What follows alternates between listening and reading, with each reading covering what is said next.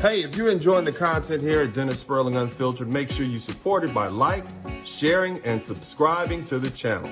And also, hit that little notification bell in the corner so that you'll get notice of each and every one of our live feeds.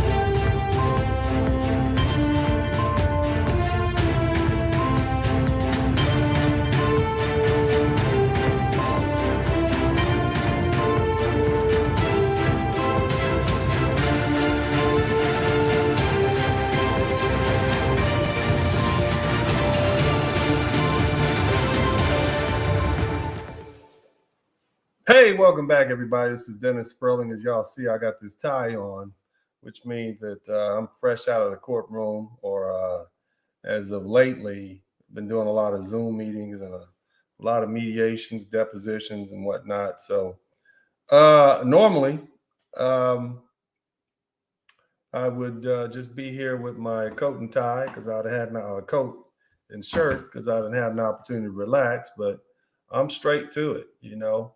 But either way, what's up, you guys? I want to talk to you guys about something very serious.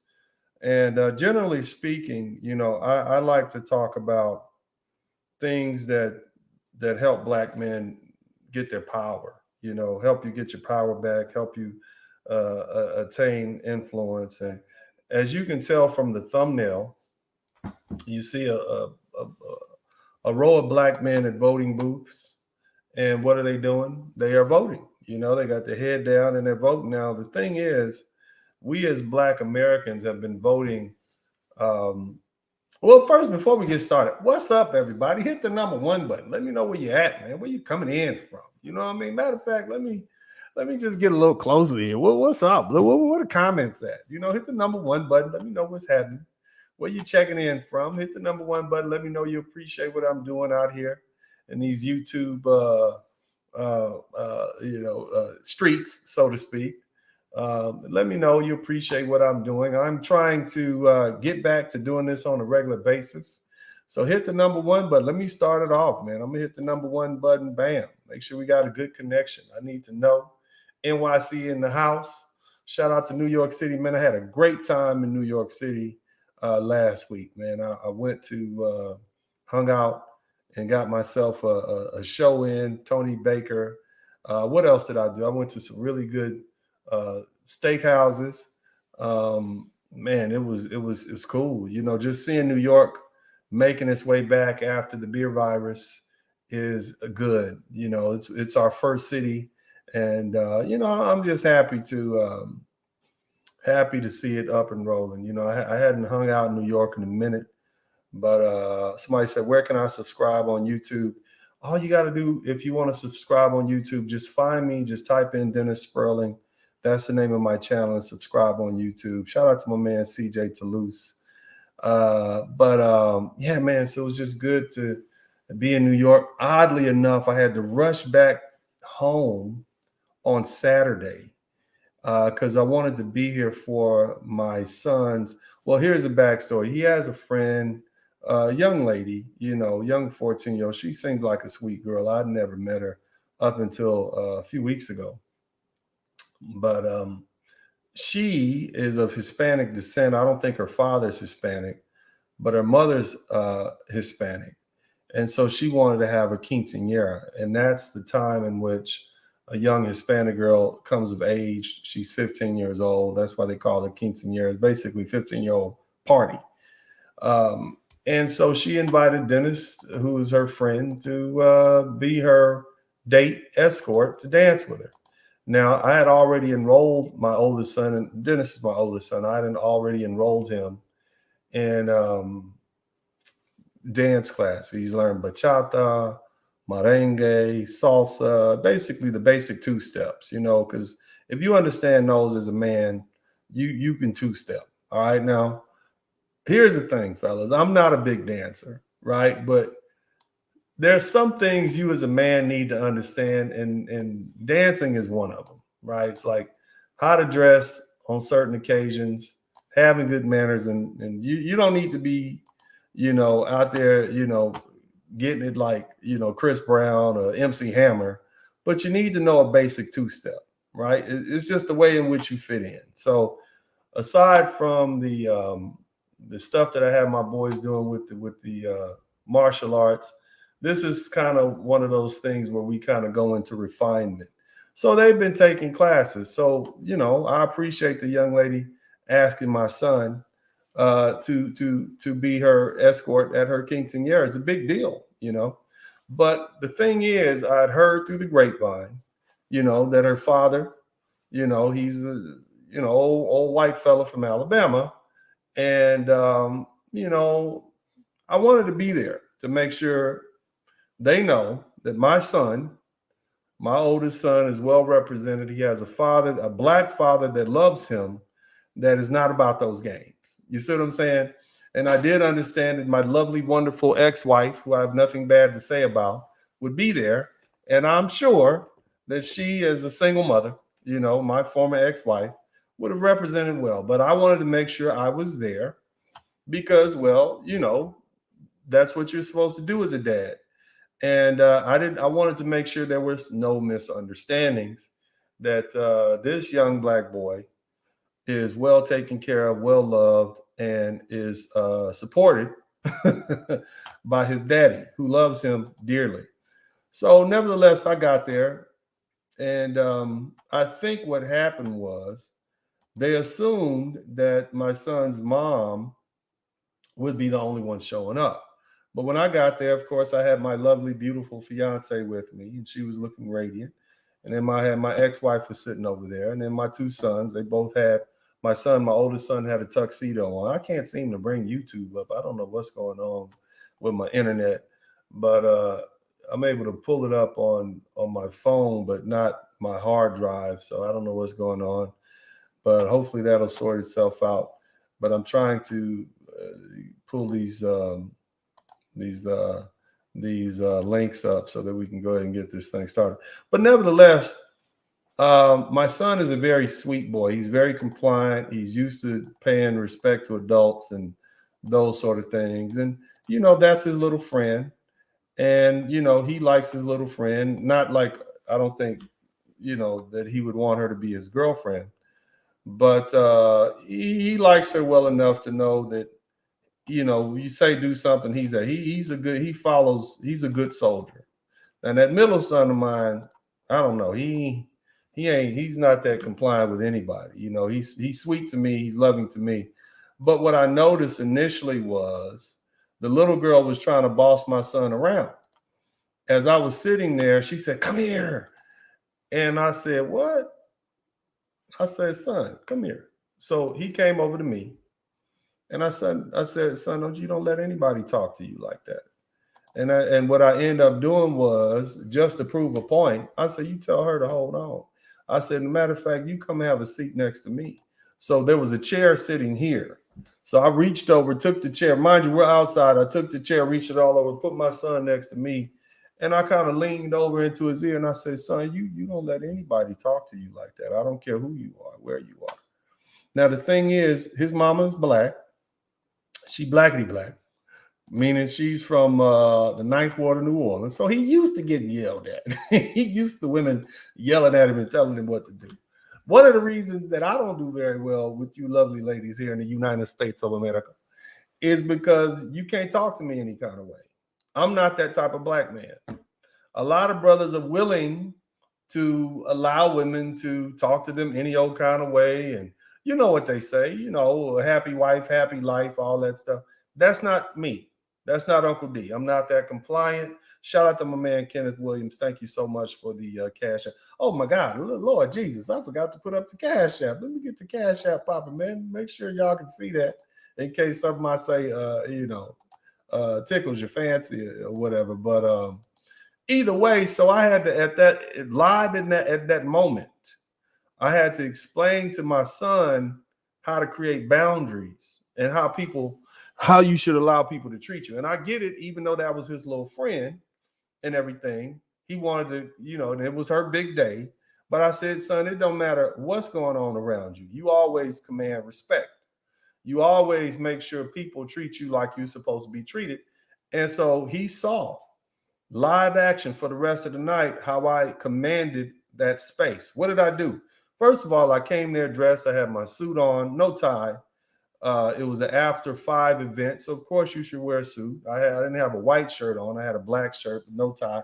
I was actually looking for a black tie to wear, but couldn't find it because it's a formal event.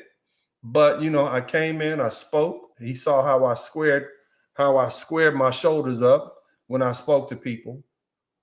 Her mother, who is a Latino woman, after about an hour went to, because you know, I don't really have the type of demeanor that allows people to think that, you know, they can talk to me any kind of way. And then of course, you know, physically I'm imposing, being 6'5", 280. I lost weight, right? So instead of being 300 pounds, I'm 283 pounds. Shout out to Uncle D. My goal is to get down to 275. That's a good weight for me. Man, we'll say 250, somewhere between 250 and 275. But the bottom line is my son saw how I interacted with his peer group. Now he's seen how I interacted with older people in my own peer group. A lot of times kids forget that you've been where they are. Sometimes they don't realize that the things you teach them are transferable. Yeah, daddy, that might work with your friends, but it's not going to work with my friends. But what he saw was how his father interacted with this white fella from Alabama, who's the child, the girl's mom, and also her mother and everybody else in there. And you know what ended up happening was the father, he and my fiance was like, that white guy had to come he explained, he came to you and explained himself to you like 4 or 5 times. And I think it was, and I had to talk to my cousin about this because she helps me decipher this. He said, well, basically he had probably been saying some negative things about black people to his child and his wife. And I get that, you know, being from Alabama, you know, they loose at the lip when it comes to race stuff, and you say whatever you say in your house. But here it is, you got this black man in your house or in your backyard, and you like, this dude doesn't fit the bill. So I'm not thinking he still probably feels the same way he felt as he was raised in Alabama. I'm talking about a 60-year-old man. I get it, you know, you can't escape prejudice, is everywhere, right? But he probably said, well, this is a different type. I mean, I'm looking at this man's sons. And you guys, if you look on my YouTube page, you can see how my boys and I were dressed. You see what I mean? They standing upright, you know, and I mean, the crazy thing is there was another young couple, 2 young brothers that showed up, and they were clearly part of the Rainbow Commission. You understand what I mean? One of them it's almost like one of them was like the spitting image of Jaden Smith. Jaden, you know, what's the boy? What's Will Smith's son? You know, and I don't want to keep jumping on Will Smith, but you know, he looked just like that boy. And these 2 dudes end up dancing together. I'm like, you know, I didn't even know that was so rampant, especially here in Texas. You know, and by contrast, here I am with my 2 boys, you know, well-dressed, suited and booted. We standing upright, you know, they with their daddy, we're chilling. So, you know, a lot of people, they had to take notice, like, this is a black man, you know, and it's a black man who commands respect. And I'm gonna show y'all a little video here. We don't have to dwell on it, but I'll let this thing play out a little bit so you can kind of get a feel for the scene and what was popping, right? Let me see. Hold on. Let me see if I can. I'm gonna mute the sound because I don't want no smoke from YouTube. I don't want to get that. You know, YouTube will clap at you, man. They'll hit you with one of them copyright infringement things and mess with your whole situation. But this is it. This is my boy. You know what I mean? And this is the whole backyard. So I'm sitting right here. That was my lovely, wonderful, beautiful ex-wife over there to the left. But this is my son. Look at my boy. Look how well he's dressed. He'd been practicing the waltz. That's his little friend, and it was a great time, but I guess my whole point here, guys, is that no woman can teach a man, a boy, how to become a man. You see, it wasn't what I said, it was how I behaved. It was how I carried myself at this event that made people respect me. By the time it was all over with, this young girl's mother was like, look, I don't want to make you mad. And it's not that I'm a mean person. It's just that I carry myself with a certain level of seriousness. And I'm not a joke, and my son saw that. So by the time the end of the night, I noticed he had came and sat back next to me. He put his shoulders back and he just relaxed. Me telling him, don't let anybody talk to you like that. Him seeing this other grown ass man, right, whose daughter he's on a quinceanera date with, right, is basically coming up explaining himself to me. His mother is saying, look, we don't want to make you upset. I'm like, I'm not upset. I'm further from here with my children. I got my handsome sons with me. I'm good. You see, but this is the thing that you women don't get, right? And I know we're supposed to be talking about something else, right? But just let me, this is a man moment, right? I want to talk to my brothers.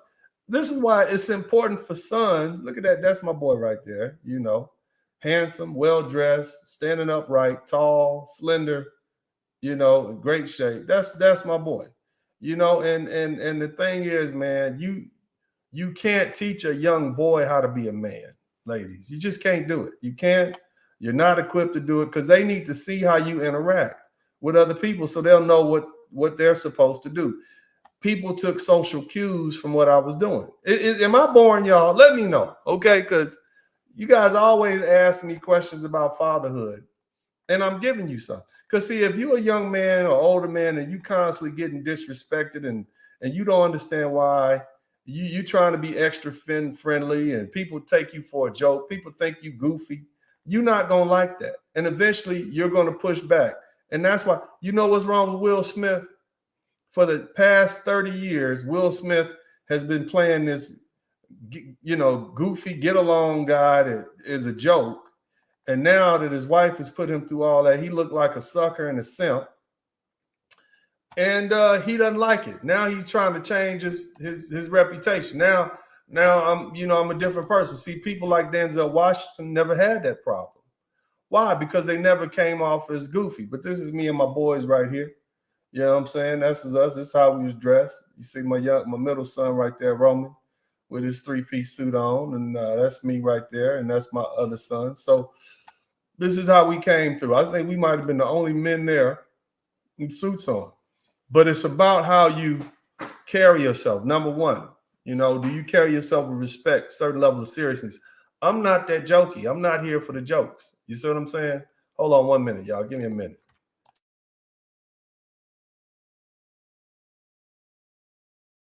Hey, if you're enjoying the content here at Dennis Sperling Unfiltered, make sure you support it by sharing, and subscribing to the channel. And also, hit that little notification bell in the corner. Thank you, everybody, for your contributions. I appreciate it. Let's keep it going. Donate to the Super Chat. Donate to the PayPal. Donate to the Cash App. It's your contributions and your donations that'll cause for this platform to grow. Let our voice be the preeminent voice in Black America. The only time Black men are allowed to speak is when it benefits others. So, hey, this is your opportunity to speak. I want to hear from you. And if you want to make this voice louder and clearer, then what you need to do is contribute to the Cash App, the PayPal, and the Super Chat. I appreciate you. All right, you guys, I'm back, man. I had to deal with that. That was my accountant calling. I just referred him some new folks, so I wanted to let them know that was me. But if you guys can hear me, hit the number 1 button. Make sure you clock in. I ain't went nowhere. I lost 4 people already. That's terrible, baby. Hit the number 1 button. Let me know you in the house, man. Let me see. I think I got a Cash App. But back to my whole point. My whole point is what? You have got to spend time with these boys, okay? These boys have got to see how you interact as a man. This is it. And that's what they saw. They saw their dad interact. They saw their dad command respect. And that's important, and when it comes to power and influence and respect, who you are. And see, I can't tell you, Kevin Samuels is the one that can tell you how you're supposed to dress. I learned so much just about like watches, the watches that you wear, the suits, the cut of your suit. Very interesting. I've never been one to focus so much on my image, but I get how important it is. You know what I mean? So y'all should listen to the brother when it comes to image and, even to the cologne and stuff you wear. It says a lot, how to carry yourself. Let me know. I got you on that. I know how to intimidate people in the courtroom, outside the courtroom. There was one time, and we're going to get to the show in a minute. We're going to get to regularly scheduled broadcasts in a minute. We're going to talk about these Republicans in a minute. But one thing I used to do, I had this one lawyer maybe 4 or 5 years ago, and he was talking all kinds of stuff via internet and email. So I meet him up in the federal court. I'm there with my co-counsel, young brother you guys might know. His name is Jeremy, and he works with me a lot.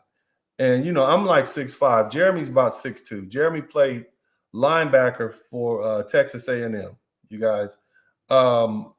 So this dude has been talking all this stuff on the internet. So on YouTube. So what I did was, in court, just to put him in his place, I got a little bit closer than you normally would when I talk to him. So I'm leaning into him like this, and it makes him cringe back because it's like I'm a little bit intimidated. But these are certain tactics that you use. You see what I'm saying? How you talk, how you discuss. And the one thing, and I might start talking to you guys about this, how do you read people? One thing I'm really good at, or I'm good at a lot of stuff, but I'm good at the psychological aspects of interaction.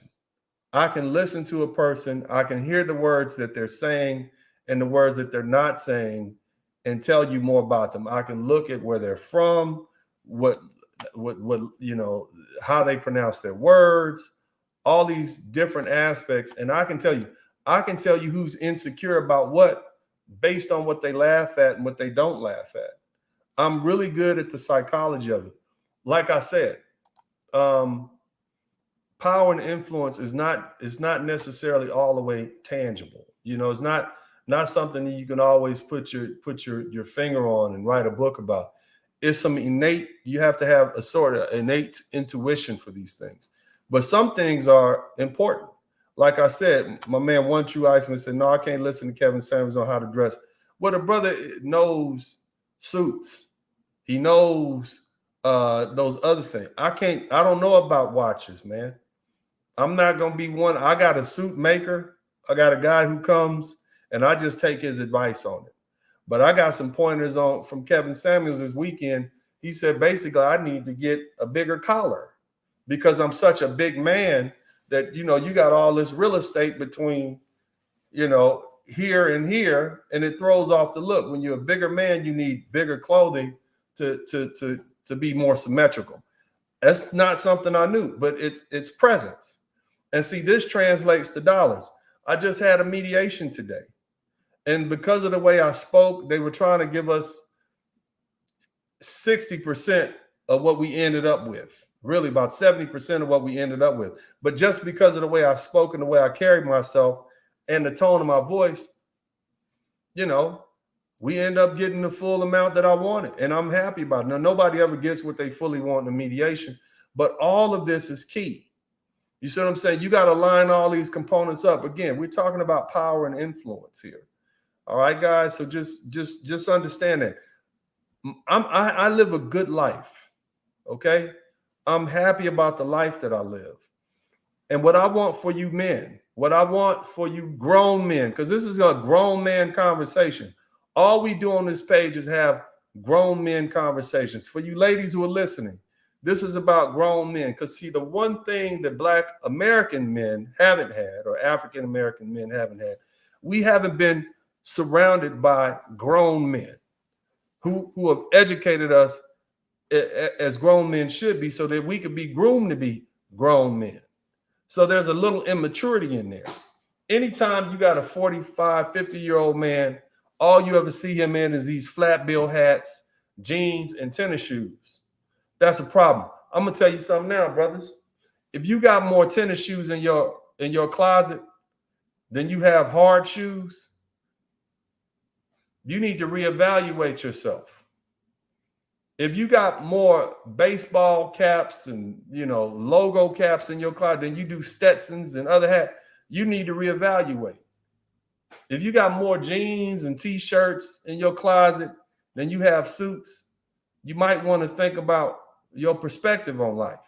That's all I'm saying. And I'm not saying you haven't spent good money on those items. I'm just saying I'm here to teach you guys how to attain power and influence. And a lot of that has to do with your influence. A lot of that has to do with the way you carry yourself, your apparel. We can talk about politics. We can talk about money. But if you don't carry yourself in a certain way, you're not going to get the respect that you want. Okay? You're not going to have the influence that you want. Case in point, look at Master P. Master P is one of the richest people in America, one of the richest people in the world, right? But when he was in Baton Rouge, even though he owned multiple houses in the country club, they wouldn't let him join the actual country club. They didn't care how much money he had. He had no power, no influence to give it. They don't want to be, look, we don't want you around. We don't care how much money you have. We don't care if you got a legit, illegit. We don't want you around. You don't have the power and prestige that you need because he didn't carry himself in a certain way, period. Now, you guys remember, he had to end up moving to Beverly Hills where he can just get caught up in the wash. I'm just another entertainer out here. They'll treat me with respect. I'm somebody. But he wasn't nobody in his home state other than we liked him. You like his music. We like it. But that's got to be painful when you carry no weight in your home state where your people are. You see, and that's what I want you guys.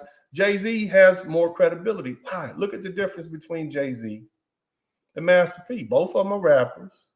Both of them own their own companies, but they're different, aren't they? Can we agree?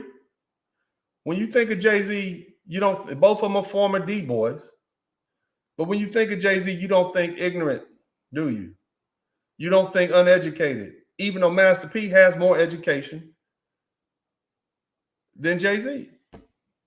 Isn't that something? Master P went to U of H. Jay-Z, from what I know, it's in anybody's college. But think about that. Okay? Just think about that. So I want you guys to have that moving forward. Now, today, we're going to have a very interesting conversation. All right?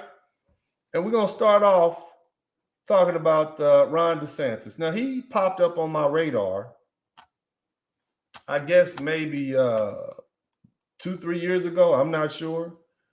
I didn't know who this man was. He's the governor of Florida. And let me just give a disclaimer out here. I am not a registered Republican. I'm a registered Democrat. I've been a Democrat since the first time I voted in 1992.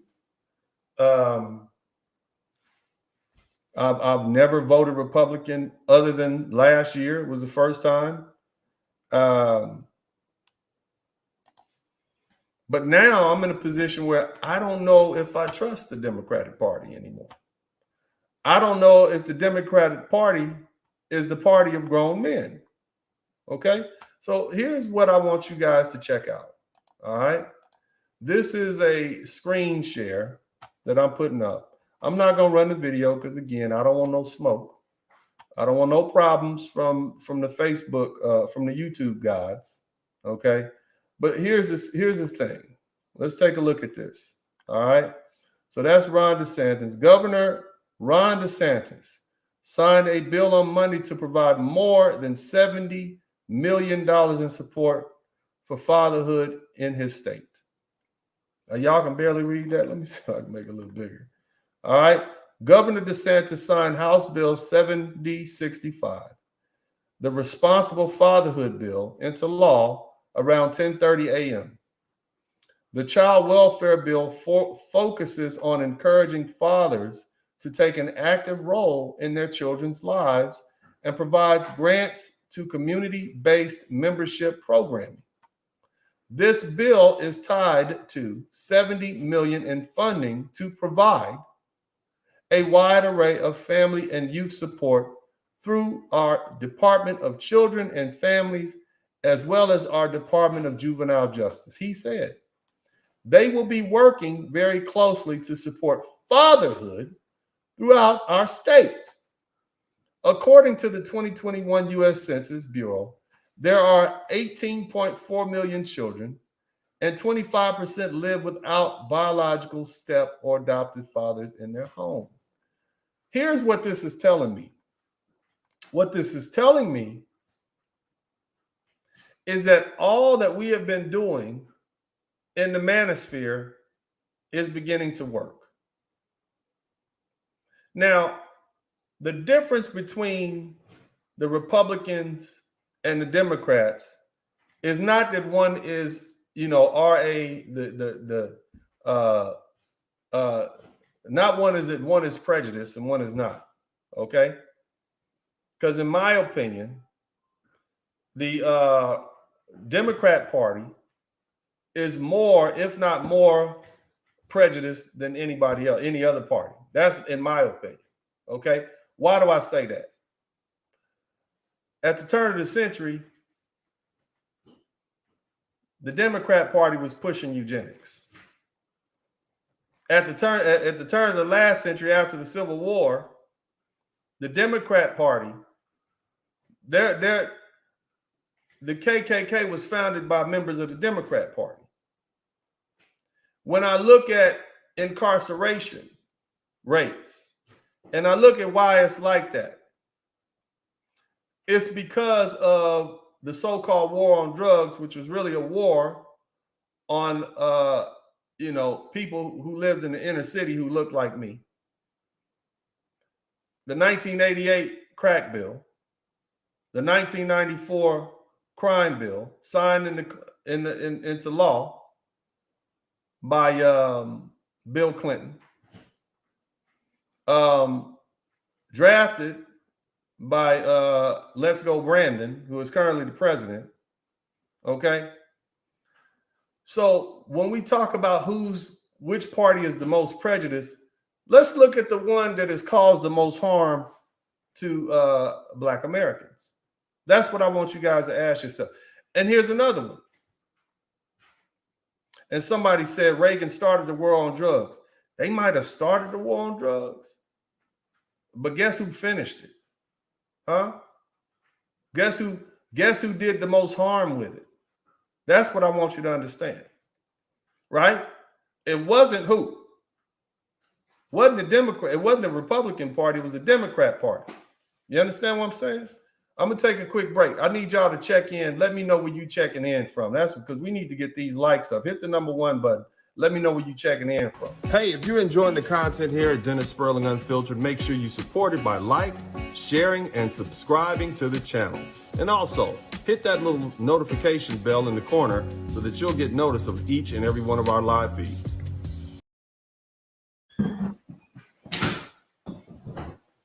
All right, we back. Had to take a quick break right quick. So think about that. Who's caused the most damage to Black people? Huh? Think about that. Even as far as immigration. Does immigration help Black Americans? Ask yourself that question. No. What happened? They're about to let in all these folks from Ukraine. Is that going to help Black people? Or is that going to drive the wages down? Who wants that to happen? You have a lot of people coming up from the southern border, driving down wages. Who does that benefit? Doesn't benefit Black folks, does it? I'm just asking. Now, somebody in here, let me see, SSS says, you spewing propaganda. Am I really spewing propaganda, or am I stating facts? Do you admit that the KKK was formed by Democrats, the Dixiecrats? You admit that, right? You admit, you have to, because these are facts. This is easily verifiable. Who signed the crime law? Who signed the crack bill? The war on the 1995 crime bill in the law? Was it a Republican or was it Bill Clinton? Who was pro-eugenics? That's my question. So you saying I'm spewing, is it propaganda or are we acting like grown men as black men and looking at what we see? That's the question that I'm asking you. Somebody said, who started the war on drugs? Who won the war on drugs? It replaced drugs with black people. Ask yourself that. Who won the war on black people? Republicans might have started it, but goddamn it, it was Bill Clinton that won it. They're still winning. So I know you got a lot of black folks in here who are tied to the Democrat Party. I get it. But what I'm asking you brothers to do is make a grown man conversation, make a grown man decision and ask yourself, which party benefits the interest of us grown men? That's the question that you have to ask yourself. I could not vote for Joe Biden. I could not vote for the same man who authored the 1988 crack bill, who authored the 1994 crime bill. I could not vote for him.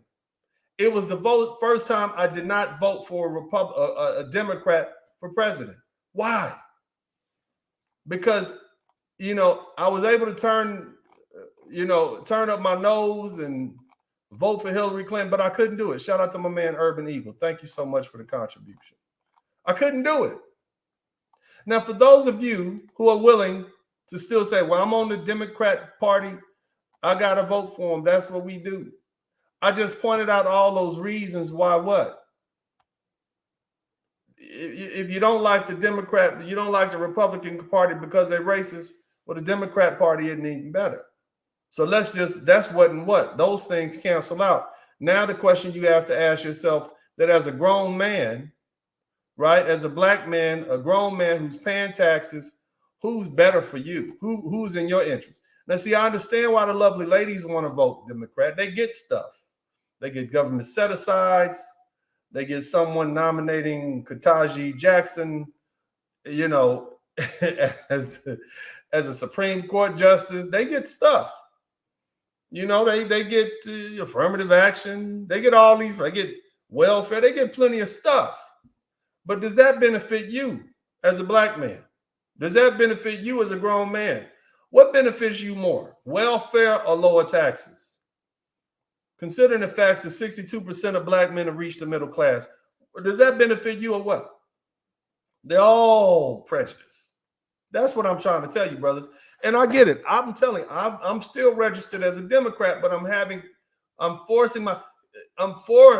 to look at this from a grown man perspective. Now let's go back to this gentleman, Ron DeSantis. Okay, let's take a look at him. Bill, this is something else. This is on March 28th. Bill forbidding teaching about sexual orientation in kindergarten through third grade, signed by Florida governor. So this is what this Republican got. Basically, they were trying to convince these children. They were trying to have these programs up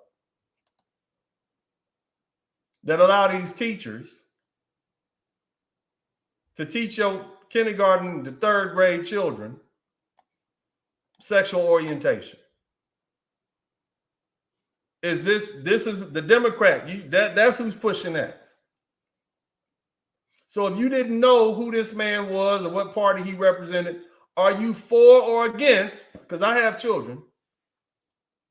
Are you for or against this bill which forbids teachers from teaching about sexual orientation to kindergartners and third graders? Are you for or against it?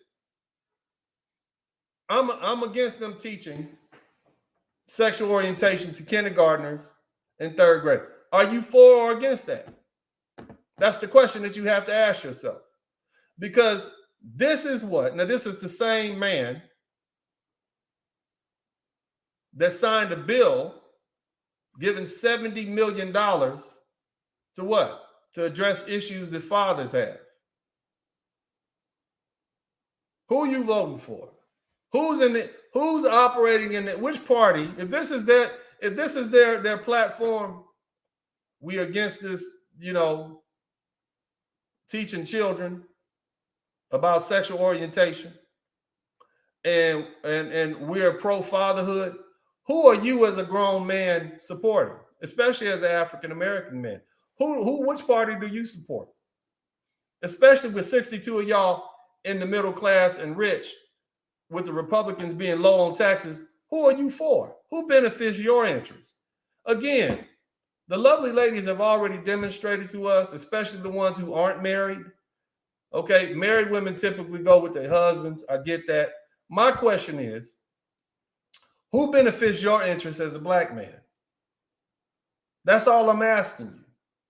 I'm not asking you to run out and join the Republican Party. I'm not asking you to join any party. I'm asking you to think about your interests and use the next 2 or 3 years to determine what politician or political party is in your best interest. Do you want this America to keep going the way of the rainbow? Do you want them to mandate sexual education for your kindergarten children? We didn't even talk about that till like middle school or junior high school. And now they're trying to brainwash your children, asking them questions about sex. That's not even what they're interested in, children.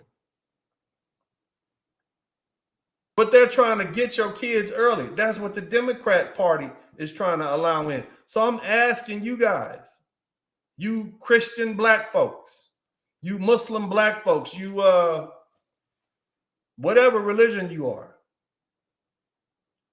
Again, we can examine the fact that you have both parties showing racist tendencies. There's going to be racists everywhere, just like you got black folks with all sorts of divergent beliefs. I'm asking you, who do you support? And who supports you? That's all I'm asking. And look, man, SSS Dennis. Okay, come on in, SSS. I'm gonna have to break the show up. I want you to come in because you got a lot to say. You're a critic, and I'm sure there are other people. So SSS, whatever your name is, come on in and cam up. Let's hear you. I want to hear you out. You got a lot to say. You saw I started this live stream on BS. This is a conversation for grown men. And I want to hear what you do. So you basically want us to continue on with Sleepy Joe. That's who you want that to continue being your president. Is that what you're saying? SSS, come on in. You got 30 seconds to come on in here. Okay? You got 30 seconds to come on here. Oh, we're going to get you up out of here, man. Shout out to my man CJ Toulouse. He said, I told you, I got you a while back now. My time, pay up. Keep up the good work. My man, Republicans benefit my interest. That's all I'm asking y'all to do, man. I'm not trying to get y'all to like anybody. You understand? I'm not trying to get y'all to like anybody. I want you grown men to have a grown conversation without emotions. Do you want your children to continue forward with this brainwashing that they're trying to feed our children about sexual orientation? Is that what you want? Do you want that? Do you continue want a party that demonizes fatherhood? Is that what you want? Remember what Barack Obama had to say about black men at that meeting, at that conference that he had at Morehouse University in Atlanta? Do you want that? Because that's what the Democrats are offering you. That's what they're giving you. They're empowering your women over and above you and artificially lifting them up. Why? Because it keeps you in a subservient position. And that's why that's another reason. Because let me tell you something else. My good friend Obsidian pointed out something that I've been pointing out a long time ago. Somebody said Obama is not black. Well, the white people think he's black. So he's black. Okay? So cut it out. All right? What I want you guys to understand is this. In South America, the Dominican Republic, they have a huge out of wedlock birth rate. So they it's full of baby mamas. But what you don't have is the government uplifting the women over the men through programs and social funding. You don't have that. You see? And so the women still have to come to the men to provide. Yeah, you might have a bunch of kids, but you're going to have to be subservient. But the minute those governments start providing money and resources and come on, what else? What WIC, free housing, free food, free daycare, subsidies and jobs, those women are going to look at the men like, well, the government is my job. I don't need you anymore. They're going to start treating you bad. Again, shout out to my man, Millennial Money and CJ Chaluz. That's my dudes, man. CJ, and we go way back to manual arts. Thanks so much, bro. I appreciate that, man. Good looking out. So all I'm asking you brothers to do is, man, stop making decisions with your emotions. Vote for who has ever got your interest at heart. You have to assess your situation. Okay? Now, what's happening, SSS? You have a lot to say in the comments section. Go ahead and talk. The floor is yours. All right. What I want to start out saying is I agree with what you were just saying just now, but how you started it was kind of BS. The old, just listen. I'm not being disrespectful. The old Dixiecrats they're the current Republicans now. Went back. Okay, let's analyze that. Okay. What did they call themselves back then? No, they were Dixiecrats. What did they call them? They didn't call themselves Dixiecrats. That was a nickname for them. What did they call themselves? No, they were Democrats. Okay, so the Democrats Party was started by people who openly professed their racism and anti-Black racism. Yes. So that's a true statement, right? No, yeah, that's true. So how is that BS if it's a true statement? Well, no. How? Okay, then let me back up. Then how are you trying to say that the current Democrats are racist because of they were started by the KKK? Is that okay? Well, let's fast forward. In 1995, what political party was the president who signed in the 1995 crime bill? Democrats. And what was his name?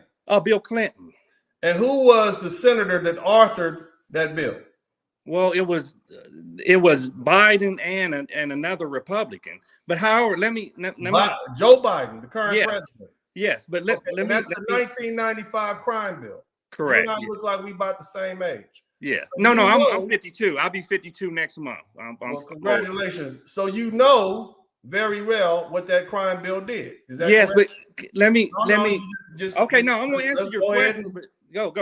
But let me explain. That crime bill do? I was back then. I was studying this stuff back then. I was into politics. If you go back, good. So you also know that that federal crime bill gave incentives to the states to do what? Oh, house black men. Adopt the same regimen and the same adopt the same laws. Yes. The 3 strikes laws. Yes. And how has that affected black men? Now it's horrible. How has that affected black men? Oh no, it affected black men in a negative way, but not more than what Reagan did back in the 80s with the crack. Okay, let's what Nixon did back in hold on, brother. Hold on. You trying to well, no. Let's stay on this subject. I'm at you. I'm on the brother. You gotta listen. You can't out talk me now. I won't, but there's context. You gotta listen, okay?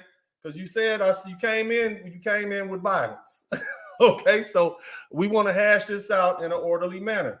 So that 3 strikes bill, which was signed into law in 1995 between Bill Clinton, we can agree that has basically removed black men from the black community. Well, no, I don't. No, I won't give you that. Okay, you won't give me the fact that 3 strike bill, which says if you got 3 felonies, I don't care. One of them might have been selling crack. The last 2 might have been stealing bikes, and now you go to jail forever. You go to prison forever. Yeah. No, I'm not targeted. They gave you what for powder cocaine and what for crack cocaine. You said you studied it. You got more time for crack cocaine than you did for selling powder cocaine, even if by weight it was more powder cocaine. Who do you think that was meant to target? Black men. However, the majority of black men I know ain't in jail. Who wrote that, brother? Who wrote the bill? Republicans and Democrats. Who was proud? Who called it the Biden bill? Oh, Biden referred to it as the Biden bill, brother. He was proud of that bill.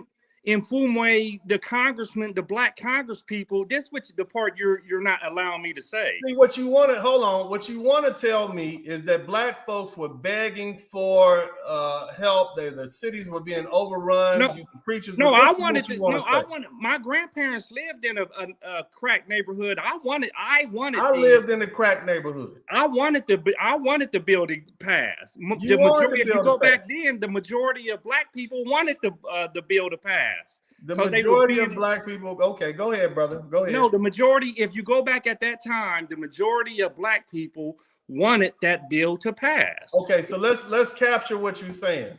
The majority of the black people who had never experienced what was a 3 strikes law said they wanted it.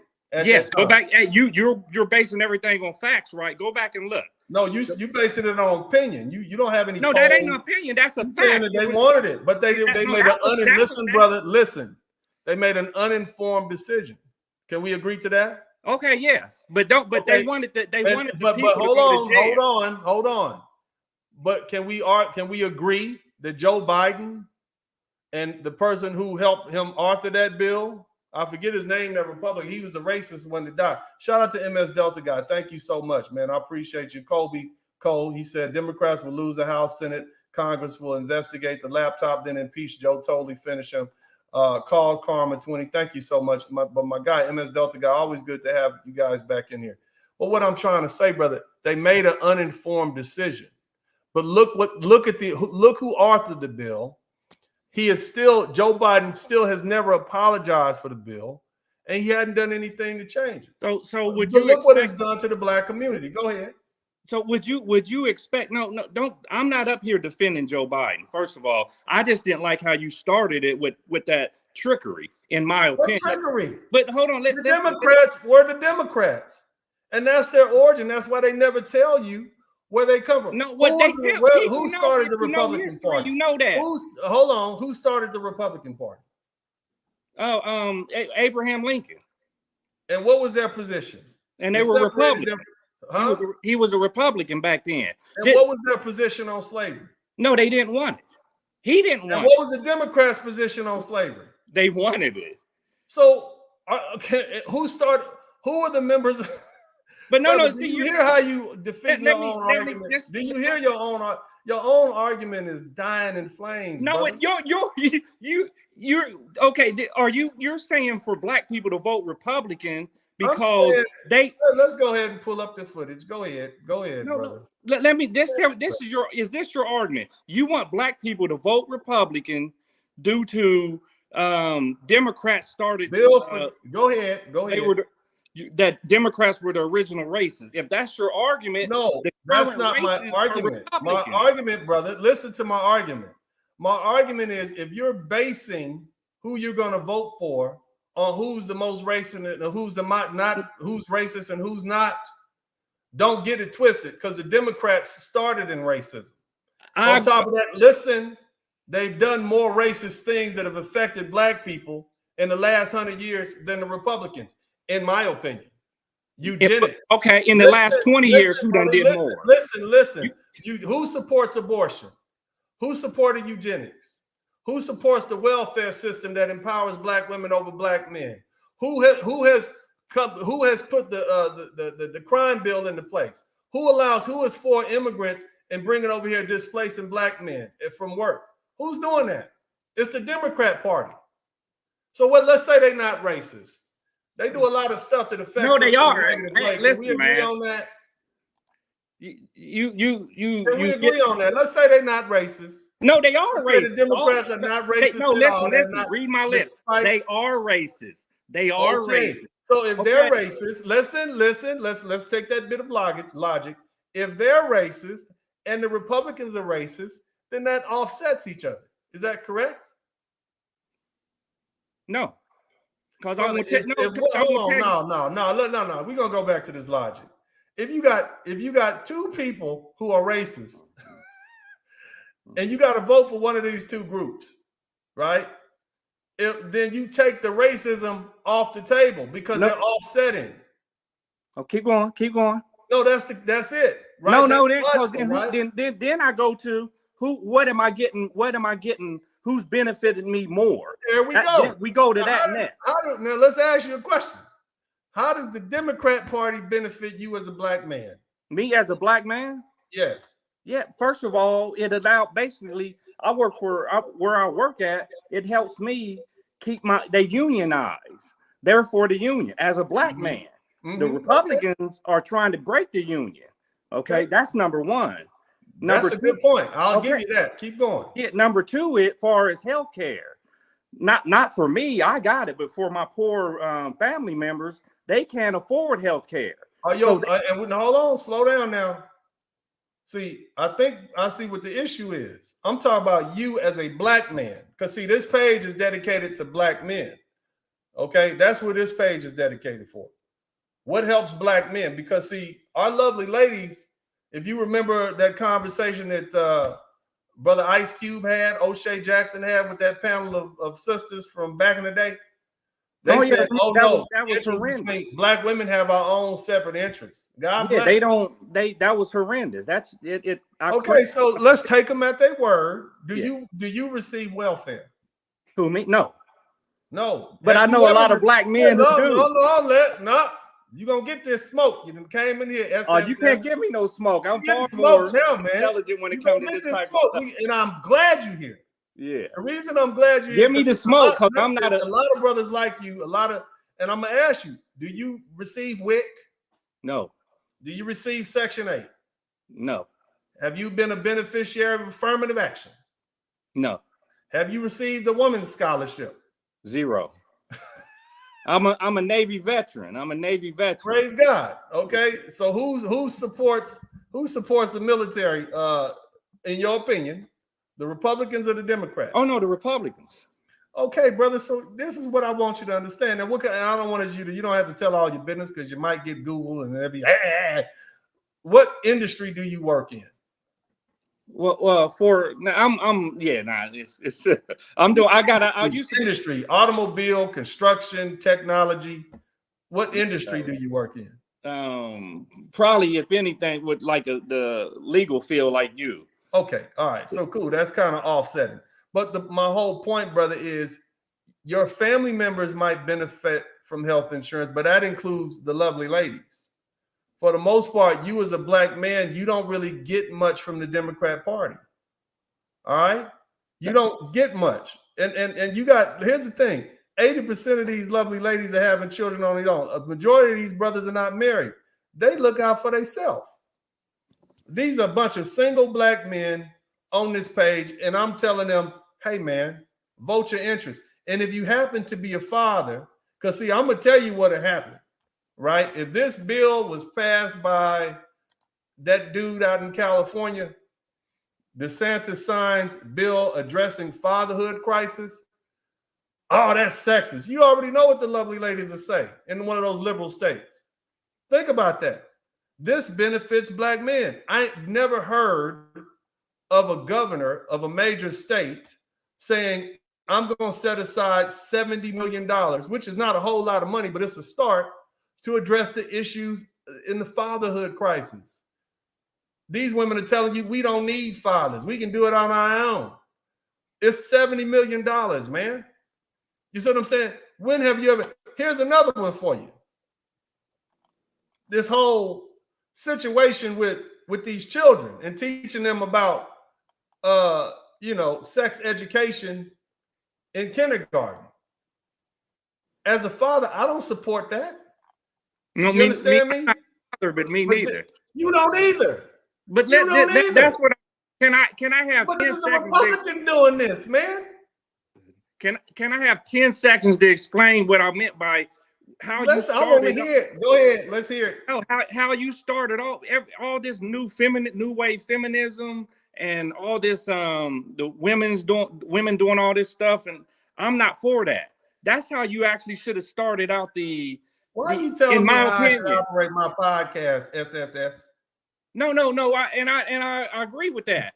However, what I'm saying is, in my opinion, how you started it all was, hey, come here. The Democrats, they really are racist.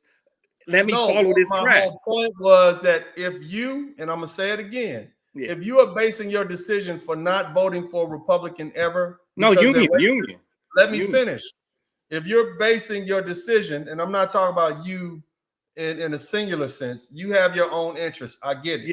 But Yes. if these other people, you plural, y'all, all of y'all, are basing your decision on not voting for Democrats or not voting for Republicans because they're racist, well, then you got to look at the track record of these Democrats. They've done a lot of things that have affected us as a group, that have undermined us. Yeah, you know what? You might have a white boy who's a Republican riding around with a Confederate flag, but it was a Democrat who signed into law a crime bill that specifically targets Black people based on their habits of smoking crack at the time in 1995. See, that's the thing. It's an effect, it's a racial effect, which is system-wide, which is what Democrat Joe Biden and Bill Clinton brought to life in that crime bill. And then it's, yeah, you know what, you racist as hell. I get it. You got a Confederate flag, all that. You don't like me, I don't like you. Got it. But that's one thing. That's prejudice. I get that. But when you got folks who are authors of a crime bill, which is taking more Black men out of the Black neighborhoods, you can't say that's not racist also. You see what I'm saying? I mean, just think about that. If both of them are racist, right, then that takes the whole racism thing off the board. You can't escape that. So now let's deal with the stuff that actually is good for us. That's my point, bro. That's what I was saying. Okay. Yeah. Okay, well, we good then. Yeah. We clear. Yeah. Well, get on up out of here then, man.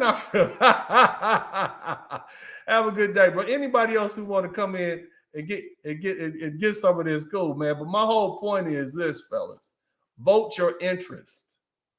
Vote your interest. Vote your interest. Vote your interest. And I'm not saying you have to vote Republican across the board. I'm not saying you have to vote Republican in your local elections. Maybe you want to keep it Democrats locally and vote Republican senators, the president, whatever. But at least figure out who is in your best interest. Do you want there to be some federal law on the books that said if your school district wants these federal funds, then you cannot outlaw the teaching of sexual orientation in kindergarten? In other words, the federal government has now come up with the fact that if you don't teach your kids about the rainbow and the they-thems and all that, then your school won't be funded. Is that what you want? Because that's what's coming. That's what the Democrats are bringing to you. That's all I'm saying. And if you got this dude, right? If you got this dude right here who's saying, no, we're going to outlaw that in Florida. You want more of that. If you're a father and you live in this country and you don't like the fact that fathers are not getting what they should be getting, and you recognize there's a fatherhood crisis, wouldn't you want a politician like this that says, I'm going to give $70 million and I'm going to sign this bill addressing the fatherhood crisis? Hell with what, political party he represents. This is in your interest if you're a father, especially if you live in Florida. That's my whole point. So again, we're having a grown man conversation. See, SS, he keyed in on something. Oh, hey, you saying the Democrat? No, that's not what I'm saying, bro. I'm saying there is just, let me break it down for you, okay? If you read Dr. Martin Luther King's autobiography, if you read Thurgood Marshall's autobiography, if you read the autobiography, and I got all these books in my library. I remember reading them 20, 30 years ago. Marcus Garvey, Elijah Muhammad, they all said the same thing about liberals, white liberals. What did they say? They're parental in their racism. Basically, they say that Republicans just don't like you and don't want to live in your goddamn, they don't want you in the neighborhood and dating their daughter, okay? And liberals want to tell you what to do. And what is that based on? The liberal racism is parental. They don't think you know enough to govern yourselves. This is not me. This is Marcus Garvey. This is not me. This is the Honorable Elijah Muhammad, Malcolm X, Martin Luther King, Thurgood Marshall. This is their racism. Okay, and I know this is gonna get demonetized. I know they're gonna demonetize this. I've been doing my damnedest not to get demonetized, man, but it's necessary. It's necessary. So the liberals, the liberal Democrats, they don't think you black folks know enough how to govern yourselves. They want to tell you what to do all the time. That's their racism. It's parental. It's parental. It's paternal. They treat you like your children, and you're not intelligent enough to govern yourselves. That's their racism. Okay, Republicans on the just don't goddamn like you. They don't want you in their neighborhood. They don't want you going to their schools. They let you know just where they stand. Liberals, on the other hand, want to get in your business and tell you who your leader should be. They want to tell you who you should like, what artists. They want to, this is who they are, how you should act, how you should be. That's their racism. So, yeah, I get it. It's two different kinds of bigotry. One of them don't think you're good enough to govern yourselves. The other one don't think you're good enough at all, okay, to live around them. But it's still racism. It's still bigotry. That's all I'm saying, family.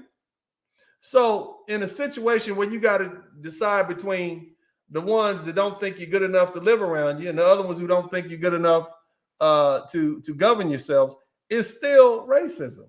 Shout out to my man MS Delta guy again. So those two things offset each other. Now my man SSS, initially he said, I know they don't describe, but they offset each other. Period. So if you got a negative one and a positive one, and you add them together, that's zero. They offset each other. It's zero. You back to zero. So now, what other traits do we look at to see who benefits us? Who benefits us? And when I say us, I'm not talking about the whole black community. I'm talking about African American men in the United States. What benefits us? If you're a father, do you want a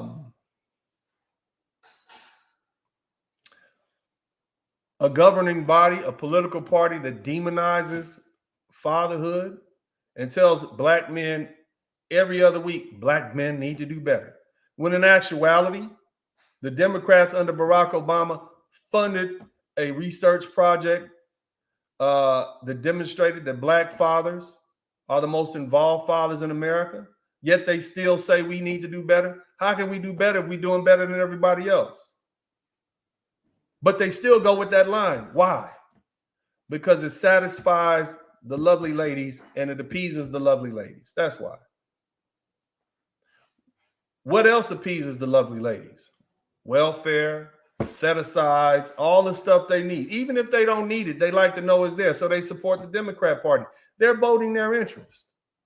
I'm not mad at our lovely ladies for voting their interest. I want you grown men to vote your interest.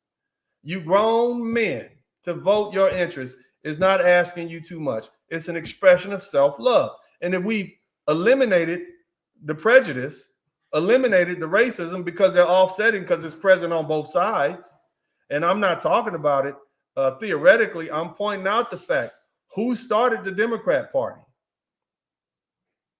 It was an anti-freedom for black folks. It was them. Who was for eugenics? Who's for abortion? It's the Democrats. Who signed into law the crack bill? Who authored the crack bill? Joe Biden. Who signed into law the 1994 crime bill? Joe Biden. Who's for immigration, letting folks up here, just open borders? And what does that do to our wage? Makes it hard for us to live. Who supported that? It's the Democrats. So I'm asking you to make an emotionless decision, a decision without emotions. Who benefits you? Now, I'm not saying in 20 years, the Republicans will be benefiting you. I'm saying as it is right now, you don't have to be. The good thing about America and the political system, you don't have to be loyal to either one of these parties. You can vote for this one this time and that one the next time. Whoever benefits your interest, that's all I'm telling you. You can contribute to this person's campaign or that person's campaign. You can vote for this person or that person. Do what's in your best interest. And when I say do what's, I mean you do what's in your best interest. not what's in the interest of the group, not what's in the interest of, like your brother SSS said, well, you know, I'm pro-union, I'm unionized. I get why he's voting Democrat, but what about for a small business owner like myself? Unions don't do anything for me. I'm not unionized. I'm a business owner. I'm voting Republican. Because why? Because it's in my interest to try to save on taxes. I'm a father. It's in my interest to have somebody addressing the fatherhood crisis. It's in my interest as a father to make sure what? There's not these doggone programs that are brainwashing my children and making them think they should be walking around with rainbow flags every goddamn day. That's all I'm saying. Shout out to my man MS Delta God. Too many black people think the Democrats can do no wrong and that Republicans can do no right. That's because our society, our subculture, our culture is run by the lovely ladies. And the lovely ladies benefit from the Democrat Party. So of course they're going to shame and guilt you into voting Democrat. Of course they're going to treat you like you the Antichrist if you even mention the fact that you vote Republican. But the great thing is, black men don't care anymore. We don't care what the lovely ladies think. We are liberated. We are free, right? That's where we at. Oh, make sure you hit the number 1 button. Let me know you guys are in here. I want to hear what you guys have to say. Let me see. Hit the number 1 button. Make sure you guys are in here. Somebody said I'm preaching tonight. Nah, man, I want you guys to vote your interest. That's it. I want you brothers to know you're free to vote your interest. That's all I want. You see what I'm saying, brothers? That's it. I don't care if you're Democrat, Republican, whatever. I want you to vote your interest because we don't need to just do this block vote anymore. We're diverse. We're finance. A lot of black folks, especially black men, we're doing very well for ourselves financially. That's all I'm saying, man. My man, let me see. Chill versus Versatile says, I don't even understand why people could vote for a political party that does race baits, keeps black folks on government assistance, and fathers out of the home and can't define a woman. Yeah, even if you don't agree with the taking your guns away, look at what the abortion thing has done to black folks. You got more children aborted in New York City, black children, than are born. You got a political party that purposely funds our women so that they don't need their men anymore. Again, as I explained before, in South America, Central America, the Caribbean, you got plenty of baby. They got a hell of a baby mama rate out there, right? The baby mama rate is astronomical. But those women are not being funded by the government. That's all I'm saying. And so they're not around there disrespecting their men like our lovely ladies are doing. They don't need a man. They literally don't need a man. They don't. And so that's why they treat you like that. You see what happened after the beer virus hit? When the lights went out, a lot of these lovely ladies was like, oh, Lord, I need a man. And those women down in those other countries, they are still in that same predicament. You don't have the government taking men's tax money and funding the women, because that's what you have right now. Men pay more taxes than women. So they take our money that we pay taxes into the coffers of the federal government and the state government, and they give it to women. They redistribute. That's socialism right there. And look, man, I'm not some diehard politician. That's not me. I'm not here trying to get your vote. I have no aspirations of running from any sort of political party. But what I do want is to change the climate. I don't want the climate that we have in America to be so anti-father, so anti-man. I'm tired of having my masculinity demonized and criminalized and treated as antisocial behavior. I'm tired of that. Aren't you guys tired of that? Why are fathers treated like pariahs? These are the questions. This is where we at, man. This is where we at. And shout out to all you ladies here in the chat. I don't know why all these ladies just showed up to my page. But welcome. I'm glad you guys are here. But again, we're having a grown man conversation on this page, and we're going to talk about politics. What benefits you guys more as far as power and influence? Huh? You think it's good for you to have another 40 years of policies that push the fathers out of the home? Has that helped us in the Black community? Do we need another 40 years or 25 years of criminal laws on the books that unfairly target Black men? Do we need that? Men in general, but specifically Black men. Do we need that? That's what I'm asking y'all, man. And somebody said voting is dead. Well, let me say something. Somebody's going to inherit those political offices. A lot of you guys who don't want to vote. Okay, fine.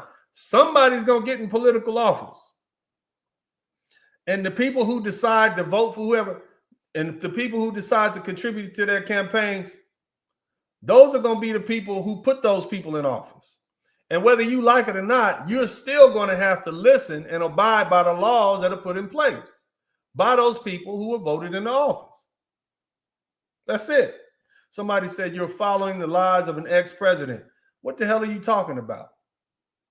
What lies am I following? I'm talking about the 1995 crime bill. I'm talking about abortion. Who funds it? I'm talking about immigration. What are you talking about? Joni Jones, come on in. Come on up in here. Everybody's a critic. I want to hear what you got to say. Joni Jones got a lot to say. The link is in the chat room. You got 30 seconds to come on up in here, and you got to cam up. Join the conversation. Joni Jones. If Joni Jones don't come in here in 30 seconds, she's up out of here. He or she. Roll them up out of here. There's the link right there. Joni Jones or Joan, whatever you say. Joni Jones, come on in. If Joni Jones doesn't join, you got 30 seconds to come in here. I'm what? Huh? I'm what? I'm following the lies of the ex-president? Are you kidding me? Are you talking about Trump? Trump didn't sign the 1995 crime bill into place. Did he? And Joni said, no, I'm not a Republican, but you got to come on up in here. The link is in the chat room, Joni Jones, because there's a lot of people that feel the way you do. And I want to go ahead and address that live. See, I love you. But, you know, I kick you in the mouth. You see what I'm saying? In the name of love. You see? And everybody who knows this page know, I don't care what you think. I don't care if you like me or not. I'm going to tell you to make sure you evaluate what's in your best interest and what's not. And I don't think Black folks continuing to vote blindly for one party over the other is in our best interest. Step on up to the mic, Joni Jones. The link is in the chat room. You got a lot to say. So come on in. The ex-president, that's who I'm following? I didn't know that he was pro-abortion, like the Democrat Party. I'm just saying, I voted for Democrats all the way up until this last election. Just couldn't do it. Couldn't vote for Biden. But Joni Jones, come on in. If you're not coming in, we're going to roll you up out of here. We're going to give you that good time out and let you think about it. But anybody, you got to come on in. The link is in the chat room. I want to hear what you got to say. Now, something else I want to talk to you guys about. There's an article. Oh, you was misinformed. Well, I'm glad you've been reinformed. I'm glad of that. But the other thing is we want to deal with and get the likes up. I'm glad you eat. But look, even if you come up in here, I'm not a mean person. We're going to have a debate. It's going to be heated, but it's going to be respectful. But the bottom line is the Democrats have a man problem anyway. You know that?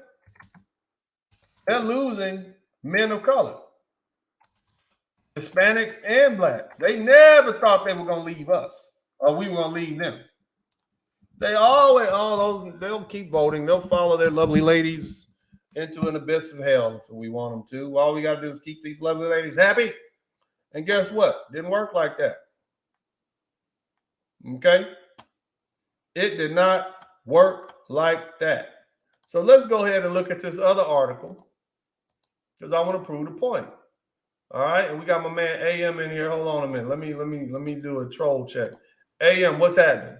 I'm good, man. You? I'm good. How are you? How can I help you? I'm good. So I'm from the UK, but I completely agree with you on this one. So for example, every time when I said that I had my sympathies with the Orange Man, I'm trying to keep this YouTube friendly because I want you to get. I don't want, if you're going to demonetize yourself, that's cool, but I don't want to be the cause of that. So the Orange Man, if you know what I mean, I said I said, for example, I said this when when the Orange Man did when the Orange Man reformed the crime bill and everything like that, he did this in his first term. So normally most presidents in the US they do the risky parts of their policies in the second term because they don't have to face re-election. I said the fact that Trump did some of this stuff in his first term when he had very little to gain politically to doing so shows me that even he can see that that all this process is BS. Right. Yeah, I mean the thing is about the Orange Man is Orange Man. The thing about our former president, he just didn't care what the lovely ladies or women thought in general. I know and so he wasn't beholden to what they said or thought. And we as Black America, he jumped on a lot of people, but we weren't one of the groups. You see what I mean? I can't really point to anything specifically that he did that negatively affected, us exclusively. Yeah, that's what I'm saying. Everything he did affected everybody pretty much equally. So whereas you have something like the 1995 crime bill that in effect specifically over incarcerated Black people and got police officers over patrolling and policing Black neighborhoods. Yeah. You see what I'm saying? Yeah. Go ahead.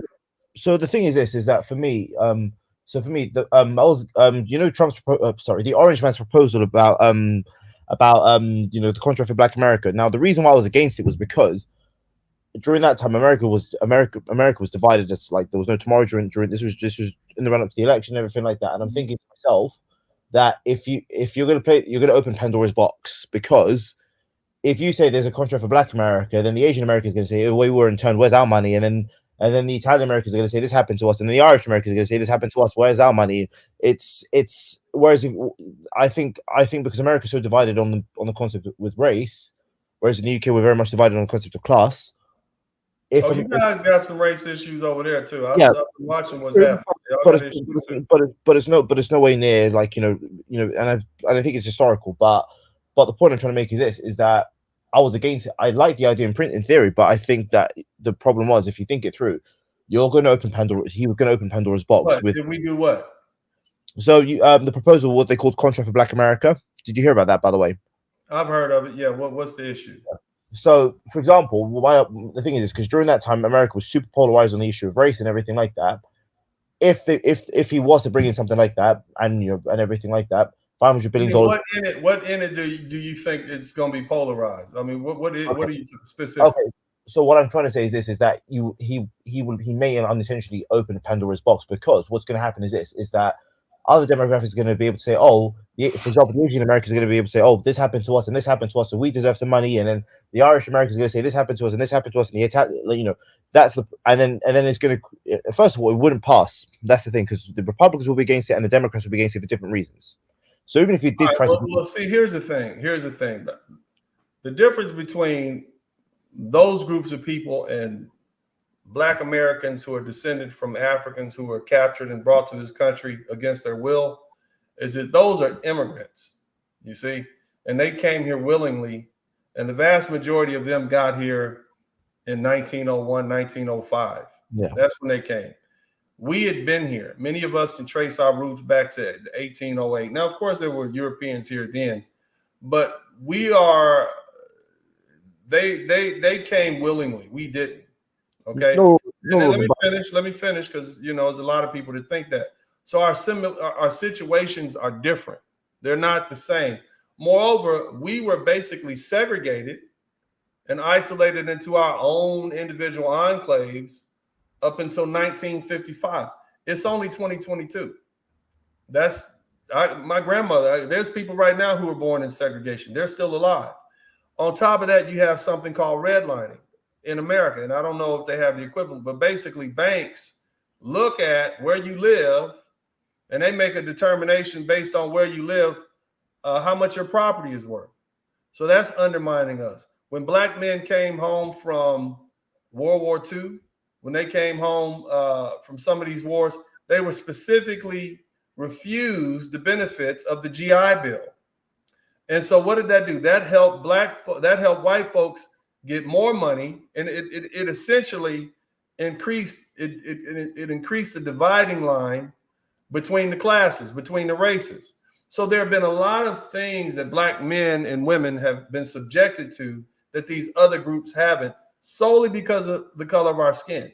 Okay. So if they do something specifically to redress those issues, that's acceptable. They just need to explain that to the public. Hey, what we're doing right now is we're creating a program wherein African Americans can purchase houses at a lower interest rate. And the reason we're doing that is because all the way up until 1989, whatever, banks were allowed to steal money away from black folks based on the color of their skin.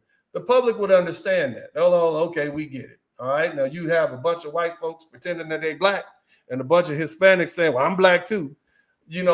And that's typically how it works. But it just needs to be explained properly. We're not giving you something away for free. We're redressing some issues. It's not a freebie. We're giving you back what you would have earned. You see what I'm saying? What your ancestors would have had. Things like the incarceration rate. Well, we know that in 1995,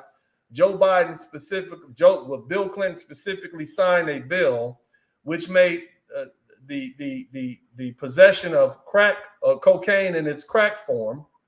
It gave a harsher penalty for those who had cocaine in its powder form. So what we're going to do is those black men who were incarcerated for crack, knowing that they were specifically targeted, we're going to try to help recidify that problem by opening up programs to help educate them so they can try to rehabilitate themselves for the last 25 years that they've been removed from society. On top of that, we're going to give them health care that will benefit from maybe diseases or ailments that came about because of imprisonment. So it just needs to be packaged right. You can't say we're giving stuff away for free just because you're black. No, we're giving you stuff away. We're giving stuff, and we got these programs. We're giving them to you to help you get to the point that you would have been in. In other words, to make you whole for the losses you suffered solely because you were black. And it needs to be explained. Yeah, is that clarified for you, AM? Okay, so for example, again, I'm from the UK, so my knowledge of American history it's decent, but it's not as vast as yours. So right. So the reason why I knew about this was because Ice Cube got the crap kicked out of him when he said he was willing to talk to the Orange Man about the contract for Black America. But who kicked his butt? Black women. Who? Black women. The lovely ladies. Yeah. Why is that? Because I think they understand on an instinctual level that would threaten their monopoly on the community. Who benefits? I mean, I know you're outside and you're looking at American politics. Yeah. Who do you think runs the black community right now? In both the UK and the US, it's women by far. Okay, let's get it all out. So our lovely ladies run the community both in the UK and here in the United States. What political party supports their interest more? The Democrats or the Republicans? The conservatives or the liberals? The Democrats and the liberals. So you understand now why they have a vested interest in supporting that group? Yeah, and also plus on top. Okay, so now you understand why they would kick Ice Cube's butt if he entertained the idea of talking to our former president. I get it. They're voting their interest. I'm not mad at them for that. I just want black men to vote our interest. Go ahead, brother. So it's not, and so for me, because I'm considering making a move to the US in the next year or two, if things go according to plan. Mm. And for me, the way I see it is that until I've always said that black men need to follow their own interests. And I remember when the whole SJW craze started a few years back, I was saying to a lot of blacks who said, listen, we're going to be on the chopping block next, by the way. So, and everybody looked at me as if I was completely nuts. So when the liberals did the hierarchy of privilege and all that sort of stuff, it was first straight white men. So straight white men were the most oppressive and everything like that. Then when you had the dividing lines between the feminists based on race, it was straight white women that were next. Mm-hmm. And then if you fast forward a couple of decades later, in the early 2010s, it's if gay white men, and then it went to LGBT women. As soon as I started seeing this in the early 2010s, I'm 25 by the way, I was like, listen, eventually I said this, straight black men, we're gonna be next. And okay, I'm gonna read this because I want you to clarify what you. I wanted you to say that in a concise manner, but let me read this. Chill and Versatile said, our Black Southern ancestors got almost all their culture from white, red NECKs, like eating good tasting but unhealthy foods, the way we talk, our relationship with God and church. I mean, yeah, I'm sure there was some cultural exchange going on because, all white folk wasn't rich. It was only 100 families in the South that owned more than 100 slaves. Yeah. So slavery was, think about it, just like you have a certain number of billionaires and people worth $100 million, having more than 100 slaves back then was like being a billionaire. Okay, you had a lot of money. Most white folks don't have money like that. Most of them are poor immigrants coming from other countries, scratching, trying to make it. Yeah, how do you keep them happy? You say, well, you're still better than that N-word over there, and so you should be aligned with me based on our color. You're just like me. Okay, yeah, I know you live in a shack.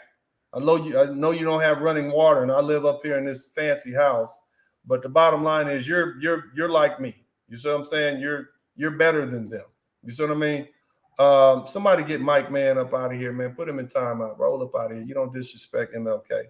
But so that's that. But go ahead, brother. Please explain in detail what you meant. Okay, so when the liberals started doing their hierarchy based on who's privileged and who's not, all these BS ideas really started in the 70s, 80s, and it really started to take its hold in the 90s. So it was first straight white men. They were the most oppressive. They were privileged. Nothing can, straight white men were the worst. And then it progressed. And then in the 70s and the 80s, I want you to think about that. Let's analyze that. Who created the we'll say I don't want to say Olympics. The effers. Who created the film? You know what? I don't want to get demonetized, right? Who created the white women did that to white men? Isn't that something? The white women. I mean, if I were a white guy, I would be pissed off right now with white women, because you got a group of men that literally dominated the world inside of 100 years and have held it down for the past 500 years. Yeah. And they did it, and their women have rolled around in the blood money, as the comedian says. Yeah, Bill Clinton. All the benefits of the blood and guts that white men have gone, that European men have gone around and spilled. They benefited, and now they want to turn around and kick these men in the butt and basically blame them and treat them like, oh, you're horrible people. And they did it largely for the women and the families that they came back to support. Yeah. How does that make and I'm not I'm not empathic. I don't feel sorry for you guys. What goes around comes around, and it's poetic. In a Greek poet sense. But you white dudes should feel real bad. All they got in return was a bunch of ungrateful women. They got Me Too, affirmative action, and divorce. That's what they got. That's what white guys got in response to them conquering the world for their women. But go ahead. So I don't. But go ahead, brother. Yeah. So then when the ethnists started getting divided on racial lines, then basically, in order to save face, then it was straight white women that were next. So then it was. So basically, over the course of decades, it was straight. So when they, I don't think straight white women have caught. I don't think they've got it yet. Somehow they've moved themselves to the front of the oppression line. Well, the Karen thing, but I'm saying generally, obviously what they've done is Machiavellian, but it's genius anyway. So I think it's white men first, and then black men. Yeah. Right, that's what I think is happening, because you see white men catching hell, and you see straight black men catching hell. So white men moved themselves to the front of the oppression line. I don't know how they did that, but so basically, what I'm trying to say is, and then so in the early 2010s, when when they were trying to bring this into the schools and all this sort of stuff. I'm not sure whether they were doing this in the US, but they were trying to do this BS in the schools in the UK. Then it was LGBT gay men, you know, and then it progressed on to the women. And as soon as that happened, as soon as it happened to the LGBT white women, I was saying to all of my I was saying to all the black dudes I knew who were trying to sign on to this BS. I was like, listen, we're next. By the way, don't follow this BS. We're next. Now the white liberals will never dare bring this up because they know that they're going to get the crap kicked out of them. Mm-hmm. It'll be our lovely ladies that will start bringing it up, like our black men privilege, the black straight men privilege. And I'm not sure whether you use TikTok, but now this is starting to be a thing now. And tell me what's going on. So now, like, you have these black women who are very woke who are now saying, "Oh, black men have oppressed us." I'm like, I said, if you live in the US, I said, what black man has actually oppressed you? Like, please make this make sense. I would love to have one of those lovely ladies come on in here and explain to me how black men have oppressed them in the United States. I'd love to hear that, because here's the thing you got to understand, brother. Up until 1808, the vast majority of enslaved people here in the United States were men. Yeah. It was not black. It wasn't 50-50. It wasn't until the census in 1860 that we hit 4 million. And the only reason it got, because I did a whole program. The thing is, man, you guys who just jumped in here, I've laid the foundation for what I'm talking about. Okay. But a lot of you guys, ladies and gentlemen, you missed it. Black men did slavery by themselves for the most part here in the New World. They weren't bringing women over because slavery was legal. They don't want some woman and some child out there picking tobacco and cotton. And they want men, strong men that they could work to death and kill and replace. It was easier to get a slave than to raise one from birth. But what happened was, at a certain point, Thomas Jefferson, in 1783, 1784, he said, we're not going to import slaves anymore. Why? Because there was so many problems in the Caribbean with slaves fresh from the continent rebelling and raising hell. Florida was saturated with freed Africans who were fighting alongside the Spanish and just constantly going up to places like Georgia and South Carolina and freeing slaves. They were doing raids all the time. This existed for over 100 years. Yeah. So the thing is, they knew that was a problem. It was the Florida problem. It was unspoken. And they like, man, we can't keep bringing these Negroes over here. Oh, the same thing that happened in the Caribbean and Haiti is going to happen to us. So they outlawed the importation of slavery. So what did they do in response? Because they still had a whole country to tame. They still had a whole country to build. They still needed that free labor. So what did they do? They start breeding slaves. They start breeding Africans in, correct me, it was Virginia was a huge breeding state. Maryland was a huge breeding state. And I believe South Carolina was a huge breeding state. I personally traced my roots back to a breeding plantation called the King Plantation in Virginia, where my first known relative that I can find, named Thos King, right? Thos King, he showed up on the census in 1808. So I'm verifying that I know personally that that's where my people came from. That was the first known relative, and that was in 1808. So what happened was they started bringing more African women over, and so from in 50 years, right? Think about it. The first slaves, the first Africans were brought here in 1619, and that population was constant all the way up until 1808. So for 400 years, you had less than 400,000 Africans in this country. Yeah. From 1808 to 1860, right before the Civil War, you went from 400,000 to 4 million. That's like a tenfold increase. Because of what? Because of the breeding farms. And it's only for that 50 some odd years that black women were here in the United States in equal numbers as black men. So when I say black men did slavery pretty much by ourselves, that's it. And they only brought those lovely ladies over here to be breeders. Yeah, of course, some of them worked in the fields, but they were breeders. They were brought here to be bred. So my thing is this: when these lovely ladies say stuff like the black man and oppressed us, and there was always some black women in the country, but for the most part, it was black men out there doing labor. So what do you mean we oppressed you? You just got here in large numbers in 1808. All right. I mean, by 1860. So you can't say that after 1860. I mean, what wars were you forced to fight? Like we were in the Revolutionary War, the War of 1812, the Korean War, World War I, World War II, Vietnam. You weren't drafted into the military, ladies. Who is your oppressor? Is it black men, or is it the same systematic government that we've all been dealing with? You can't blame you. Oh, the black man hit me. Well, go down to South America. Go to the Dominican Republic. Women are getting smacked up all the time. You can go to Russia right now. It's not just a black thing. They've legalized domestic violence in a lot of Eastern European countries. Yeah, let's say DV. I don't want no smoke. So what I'm saying is, when you say the black man oppressed you, have black men stopped you from going to school? Are we the ones dictating what universities you can go to? Are we the ones dictating whether or not you can vote or not?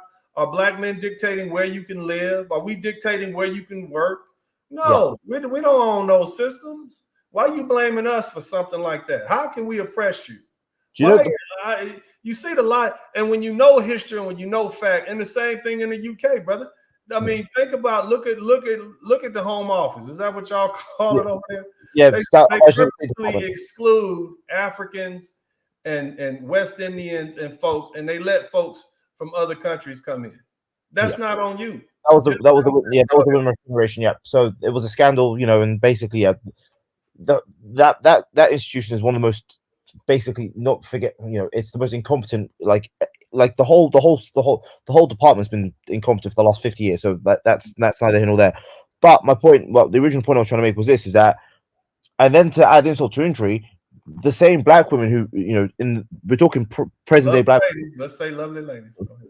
Present day lovely ladies, are blaming the current set of black dudes for slavery. And I pointed out the fact. Show me that logic. How did that happen? So if you'll have you'll have our lovely ladies on TikTok who will talk about how they how it was the fault of the black men who didn't protect them and everything like that. And I said, the black men who didn't protect them when? Yeah. During the slave trade and everything like that. And I said, did you explain to them that there was a lot of black queens and whatnot who made deals with these European countries? Yep. Like, for example, did you explain that to them? Did you know there was a lot of black royalty, African who had deals with the Portuguese and the Dutch? You can come in and get these folks. Did you know that? Like your own so-called queens, those African queens and kings, because it was both of them. So I'm assuming you know this, that the British ended the slave trade not for moral reasons but for economic reasons. They did it for economic reasons. So after the end of slavery, they deployed the Royal Navy across the globe to basically try to stop the spread of the slave trade.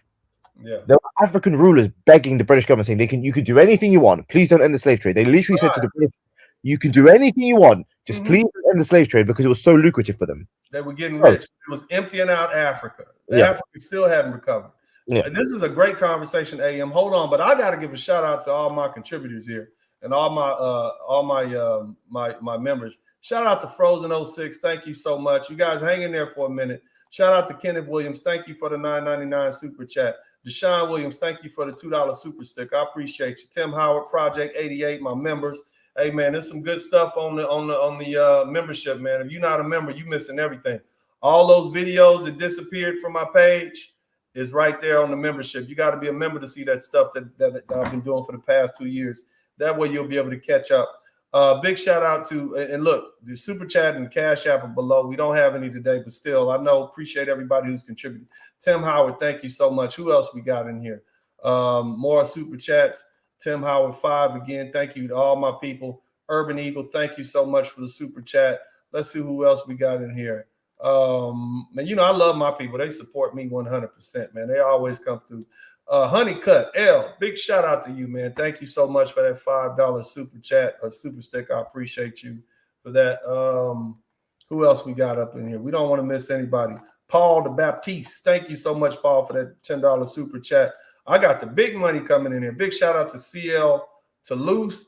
I think I went to high school with him, man. He said, I told you got a while back. I told you I got you a while back. Now my time, pay up. Keep up the good work. Thank you so much, brother.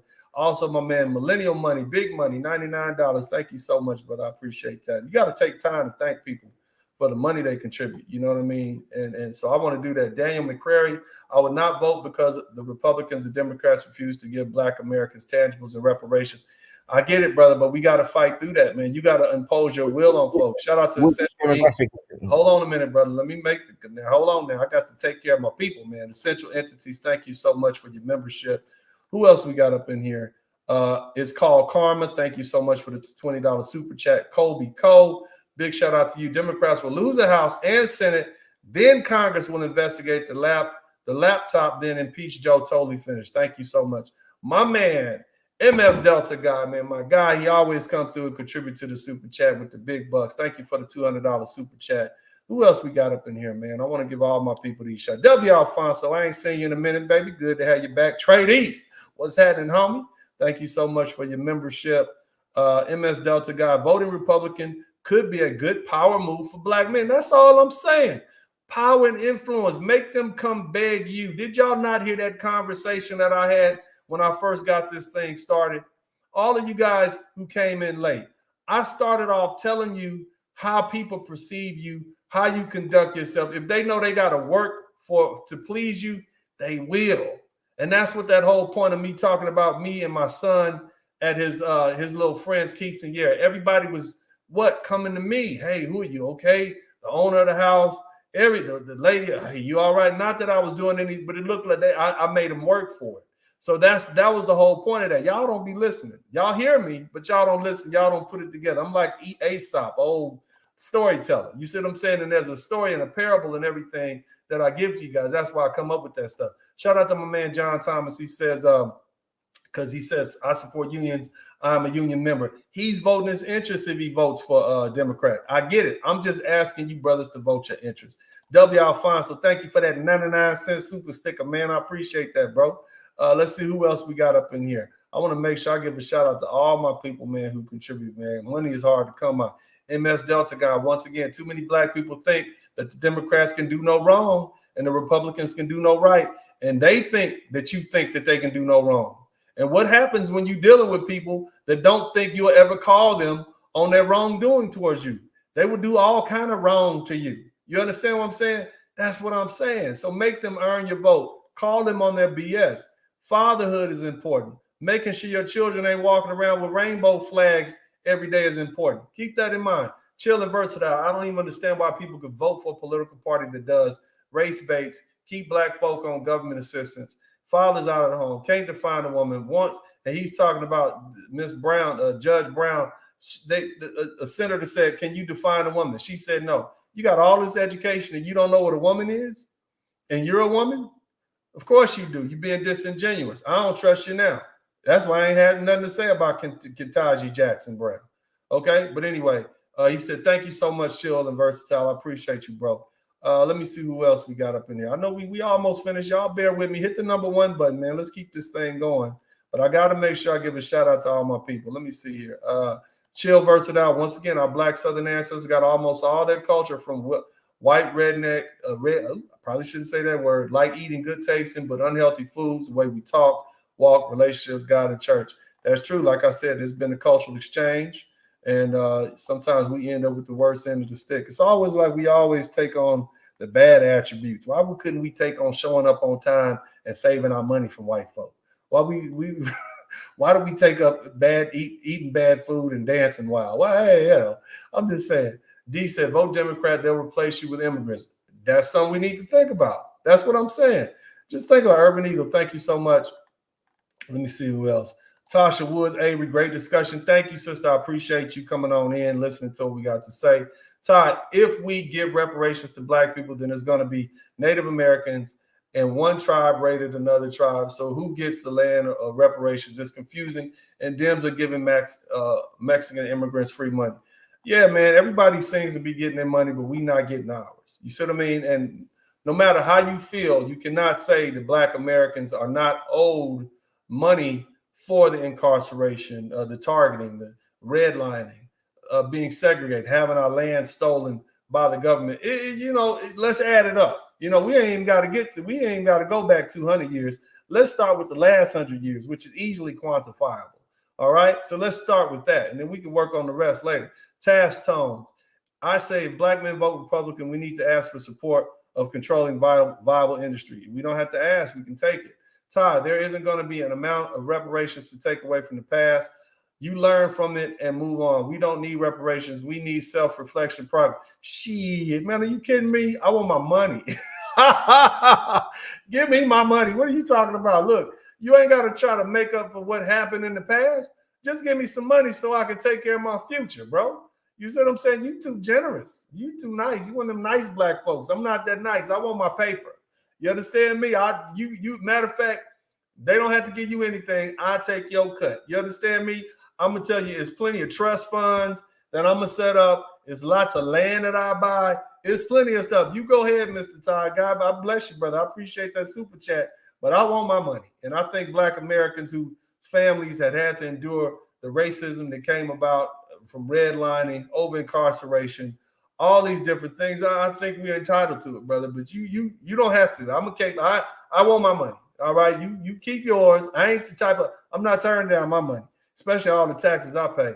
Golden lady, thanks for allowing the ladies in the chat. This is good stuff. Yeah, you're welcome, but don't come up in here with the foolishness. Anyway, shout out to everybody. Let me do this. Oh my God, Randolph Washington sent you $5. Thank you, good brother. I appreciate it.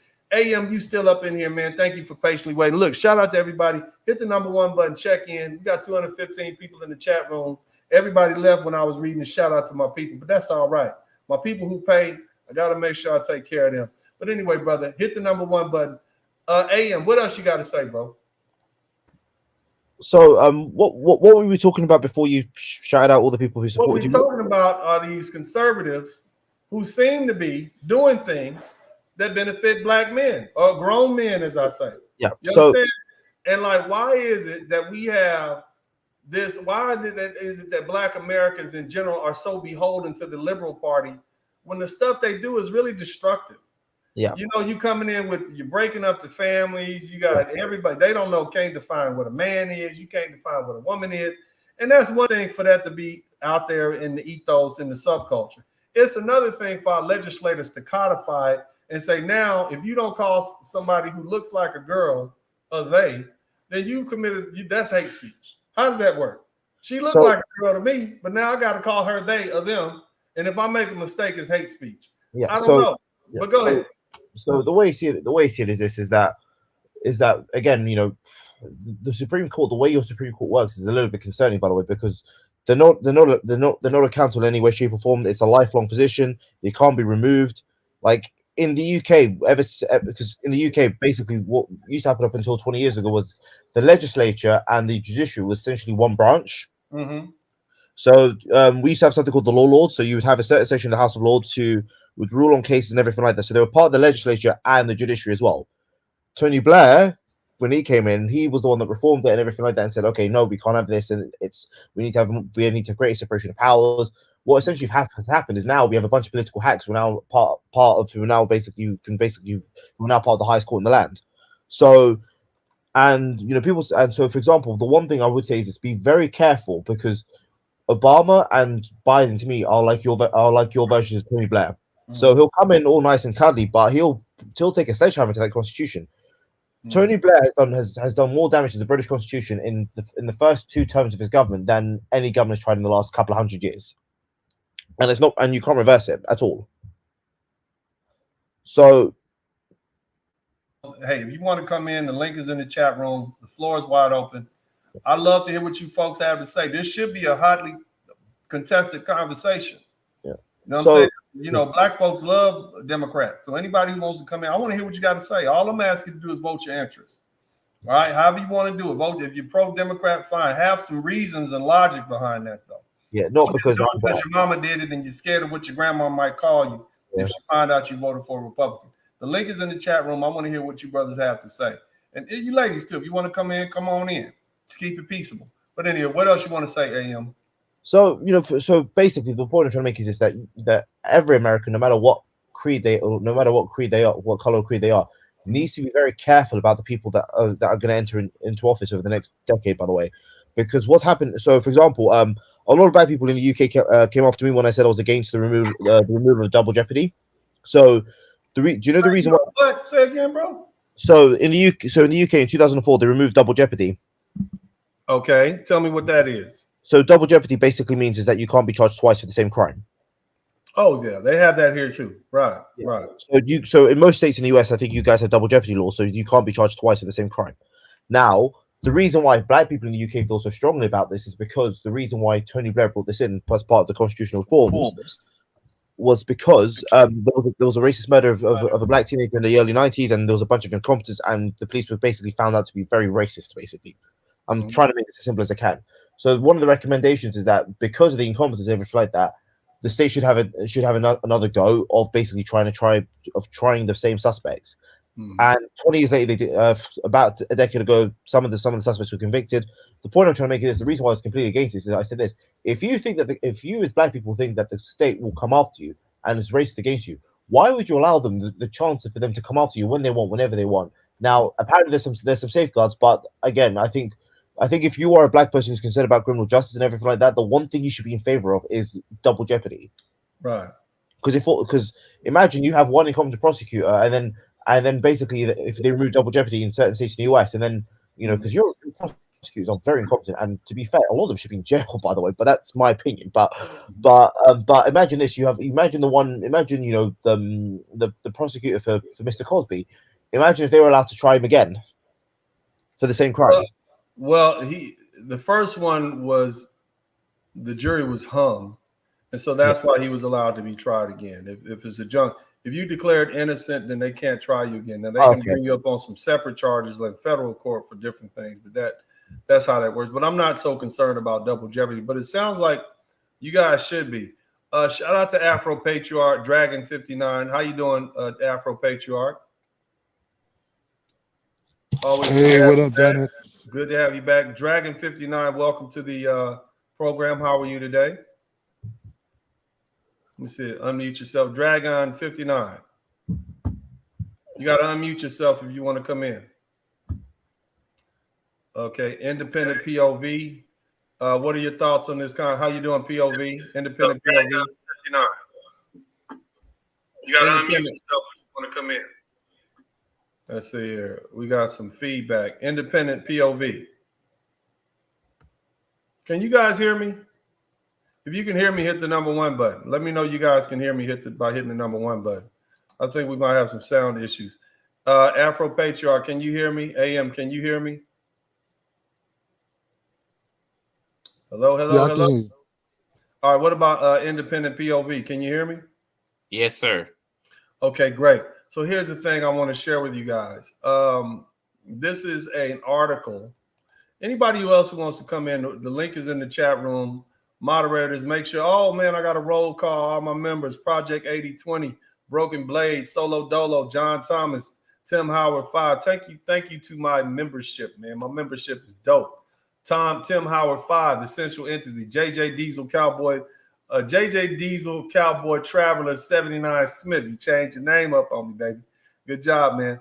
But welcome, all my members. I love my members. I appreciate you guys, man. I put all that stuff in there for y'all.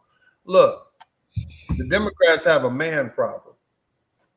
This is an article from December 26, 2021.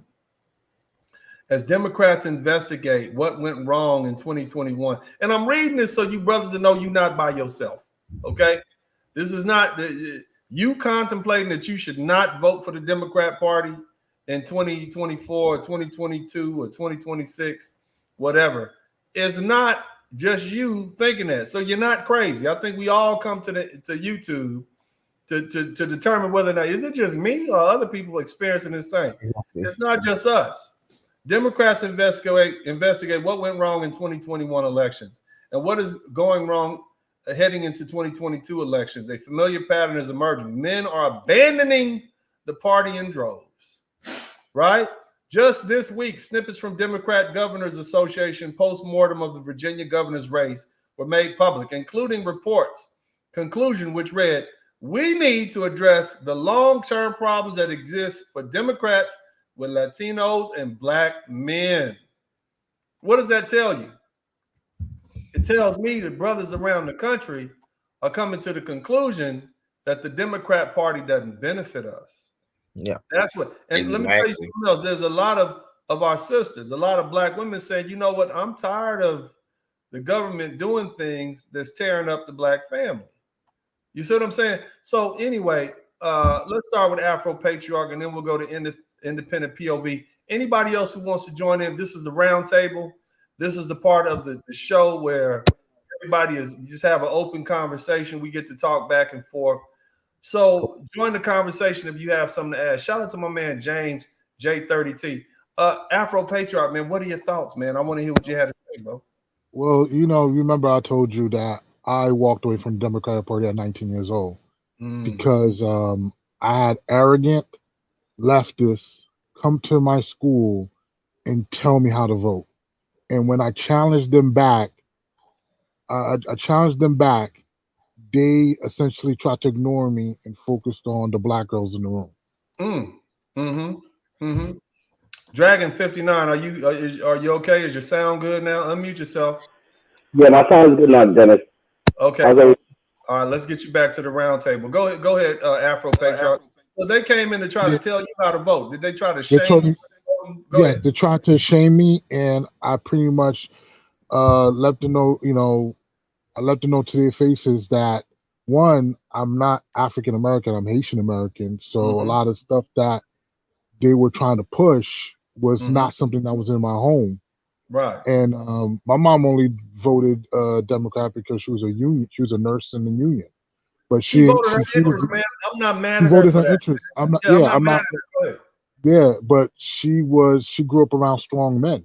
So any of that stuff of disrespecting or talking down or minimizing men's leadership, my mom would be like, nah, because she was raised by my granduncle and my grandfather.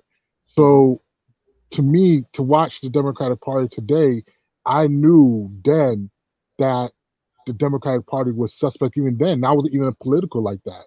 I was, and because of the way that I was treated in that room, it was, white students from Hofstra University, and the way they treated me, because I asked some serious questions about family and various crime bills, and me being thrown in special education without any type of real testing.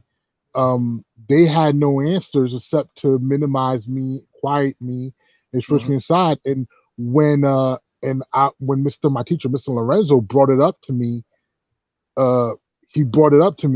and he said, "You saw that." And Mr. Lorenzo was his half Haitian, half Dominican American teacher. He talked to me in Creole and said, "Hey, you see how they talk to you?" He says, "That's the leftist racism. That's paternal. I mean, yeah, you just hit it. You hit the nail on the head. That's that paternal racism. You don't know well enough to govern yourselves. You're not smart enough to think on your own." That's exactly what Brother Malcolm said. Marcus Garvey, Martin Luther King, Thurgood Marshall, all our great leaders have said the same thing. Yeah. You see what I'm saying? And so you can't say, "Oh, I don't vote for the Republicans because they're prejudiced." Because hell, the Democrats are the same way. Yeah. So that's offsetting. But look, let's go to, thank you, Afro Patriot. I want to go to independent POV, Dragon, and then Dragon 59. I want all my guys to have some input, and then we'll go back and kind of open it up, and we'll just shoot it around. Okay, independent POV, man. What are your thoughts? Hit the number 1 button, you guys, if you appreciate this level of discourse, if you appreciate the conversation. Independent POV, you're up, man. What are your thoughts on this, man? Man, I think it's great. It's a great idea that I'm seeing a lot of my fellow Black American men thinking on their own and wanting to vote on their interests instead of the women's interests, because it's time for Black men to validate themselves. Now, how are you going to deal with the pushback that you receive from the lovely ladies? You're a grown man, I get it, but how are you going to deal? You go, okay, so what state you live in, bro? Savannah, Georgia. So you down in Georgia. it's Christmas of 2022. All right. So you over at your people's house, and the subject of politics comes up. And you say, well, who you vote for? Independent POV. Well, I don't know. I mean, what you mean you don't know? You're supposed to vote for, child. You see what I'm saying? How are Republican. you gonna deal with that thrashing that they're gonna be lovely ladies are gonna try and give you, bro? Have you seen that video that went viral? Well, I haven't, but I want POV to answer the question. Give me 1 minute, AM. So how you gonna deal with that pushback, bro? Because you got to be able to deal with the shame and the guilt that the lovely ladies gonna throw at you. You see, I can tell you why they doing it, right? But how you gonna deal with it? Talk to them. Let's hear this live conversation, play by play. Let's hear it. I'm gonna just straight up say, hey, I'm gonna vote. My interest is I'm gonna vote Republican. I mean, it's what it is. Oh boy, just straight up. Man, they're gonna be throwing pots at you, bro. Hey, let them throw. Let them throw. I mean, like y'all wasn't even checking for me anyway. So it's like now you wanna, you know what I'm saying? Because I literally voted for Trump in 2020. Okay, so what are you gonna say? I done gave you the words. Right. What are you gonna say when you say, well, the Republicans are they're prejudiced? They're gonna use the R word. What are you gonna say then in response? I mean, show me the evidence. I mean, I have a lot of it's plenty of evidence. There's plenty of evidence. But what you could also do is say, well, look at the Democrats. You know, the Democrat Party was started by people who wanted to keep us in bondage. Right. You know, the Democrat parties have supported abortion, and I can't say that word too, Lord Jesus.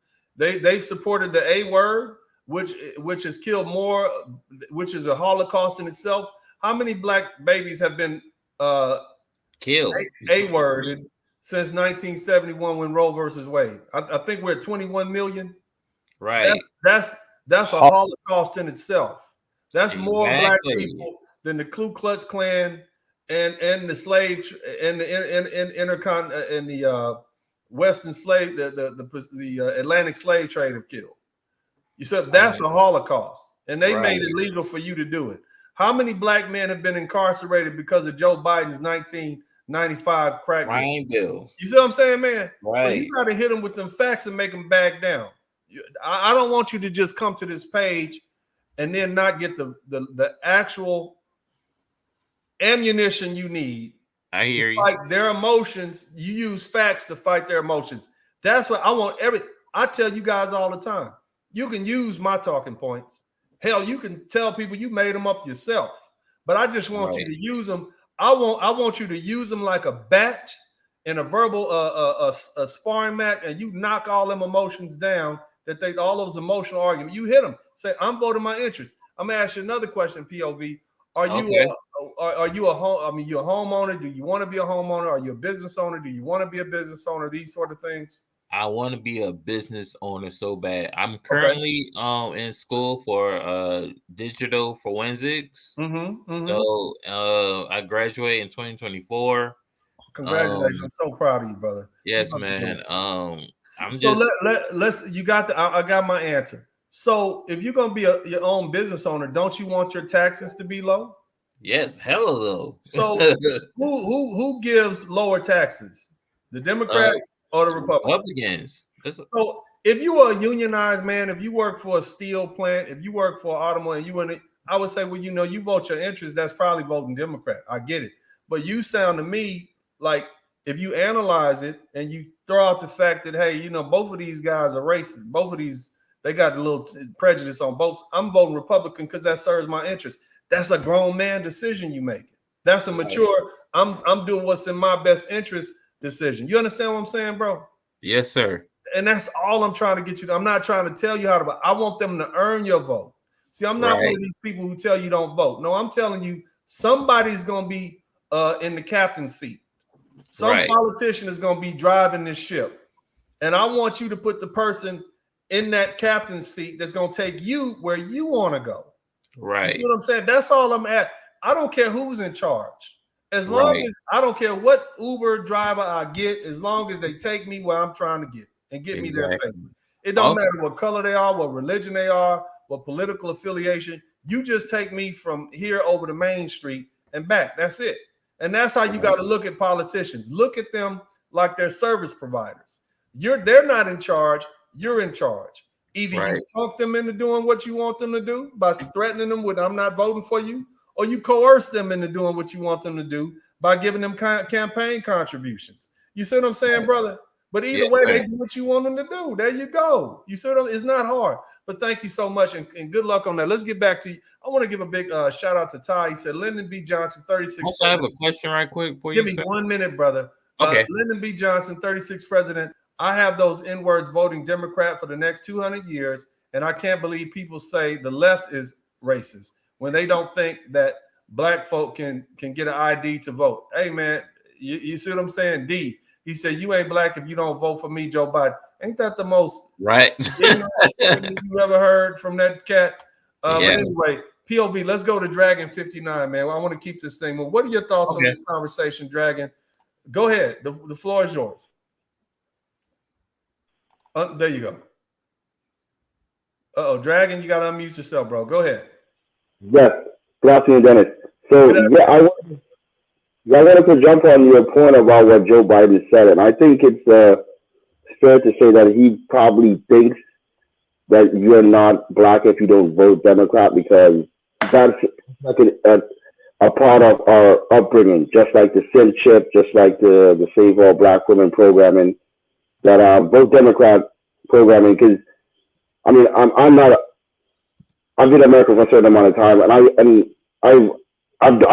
independent. Sometimes I go Republican, sometimes I go Democrat, local or different election. But overall, on a national level, I've not encountered a single policy worth voting for in terms of black men on the Democratic side. But they still get above 90% on national levels from black men. It's amazing me. But nevertheless, that's kind of why I've not seen them deliver on their promises. And if they do deliver promises, the promises that they deliver on are intended to separate you as a community rather than actually bring it together. For example, give a black woman something and then they will not give the black boy something. And it would just, they're constantly playing one against the other. So I think it would be most prudent to try to play the Democrats against the Republicans. So deviate to the Republican side just a little bit, give them a little taste of your votes, and they may win one or two elections. For example, Herschel Walker in Georgia, get them over the hump. And then they're like, oh, wow, we can actually benefit from these black male votes. Let's see if we can coerce a little bit more. And then at that point, you guys can negotiate and ask a few things for yourself. Get your brothers out of prison. Brother, your sound is a little off. It might just be me. Your sound's a little off. If you can maybe adjust the microphone, it might be a little too high. You know what I'm saying? So you can get it together a little bit because the sound kind of muffled. But go ahead and finish what you were saying. Yeah, are you hearing me better now? Try to work. No, that's pretty much what I have to say, Dennis. Just go over to the Republican side a little bit and see if you can get some results from there. And that's pretty much it. Okay. Thank you so much, brother. Let's go to essential entities, man. Always good to have you here. But before we get you, the orange pill nurse says this. So I always hear the crime bill talk with Joe Biden. But keep in mind that Reagan, the Republican face of party till this day, allowed drugs to come in our communities in the first place and be sold. The Iran-Contra scandal. I get that. And they were definitely part of the problem. The problem is, okay, it was, and those were the circumstances. That happened in the crack in 1988. Got it. 85, 86, 84. Got it. With you. I understand. But they still didn't come up with a bill that specifically targeted black men and women. All right. They always come at you with what you love. They come at you for your vices. They understood at that time that white folks, many of them, abused powder cocaine. But they also understood that many black folks and brown folks also at that time, many black folks specifically abused crack cocaine. Now, the amount of the amount of cocaine in what is called a crack rock is minuscule in comparison to a pure cocaine rock of the same weight. And so what they did is they specifically targeted black folks. With this, we're going to go after you, even though this is just a little bit of a minute amount of cocaine. After you mix the baking soda in it and you burn part of it up and part of it melts off, it's only a tiny bit of cocaine in there. But they put you in jail longer for 1 ounce of crack cocaine than they would for the equivalent amount of powder cocaine. And so it specifically targeted us. This was whose? This was the idea of Joe Biden, and who was proud of it. He knew what he was doing. And if you guys remember, I had Judge Joe Brown on here last year, and he overheard a speech. He attended a speech with Joe Biden, who said he didn't even want his children going to school with y'all. So this lets you know who we're dealing with. You see what I'm saying? So keep that in mind. But big shout out to Orange Nurse. I appreciate that. So my whole point of bringing up the racism in the Democrat Party is to demonstrate to you that they're racist too. So you can't escape racism by voting for the Democrat Party. You're jumping right into it. So instead, vote your interest. That's all I'm asking y'all to do. Vote your interest. If you're a union person, I understand why you're voting Democrat. If you're a business owner, you make more than $100,000 a year. If you're a father, if you don't believe in the Rainbow Coalition, then you probably want to vote Republican, at least on the national level, maybe on a local level. I don't know. But what I'm saying is I want you black men to make a grown man conversation. I mean, a grown man decision, and do what grown men do and not be so beholden to the lovely lady posse. But anyway, my man, Essential Entities, man, welcome back, brother. What are your thoughts on this conversation? Good evening, everybody. Good evening, Dennis. Can you hear me okay? Sir. Good evening. All right. I'm happy you're doing this panel. This is a topic I would definitely want to speak on. Yes, sir.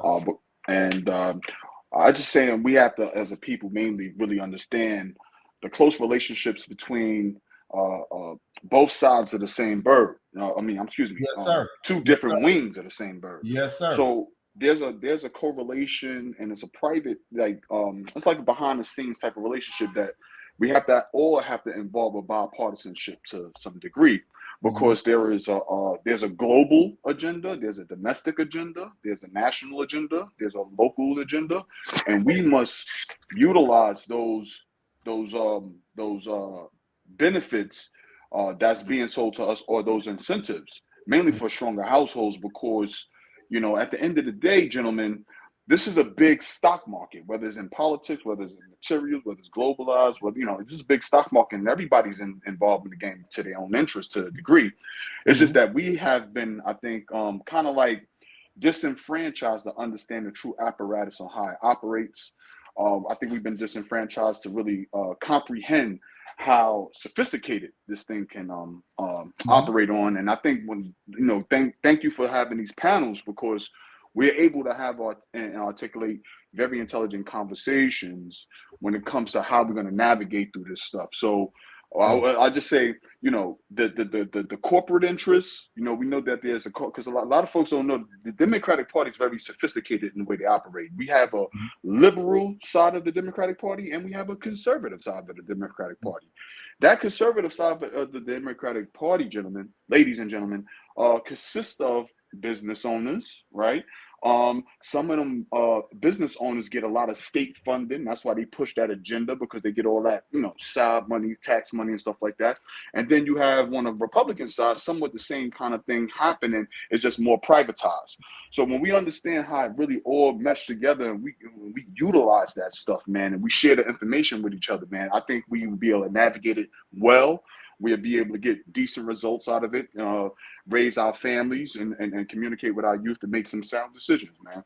I appreciate you doing this, Dennis. I really do. Hey, man, I appreciate when you start talking about the Republican Party and how black men should think about voting for it, man, that, brothers, the lovely ladies get angry with you. You see what I mean?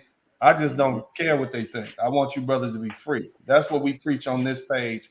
Free, independent, strong, thoughtful black men who vote their interests, because when you empower men, the society becomes better, because men take care of their families. You see, when you stand men up and you put them in charge, men are innately designed to take care of the women and the children.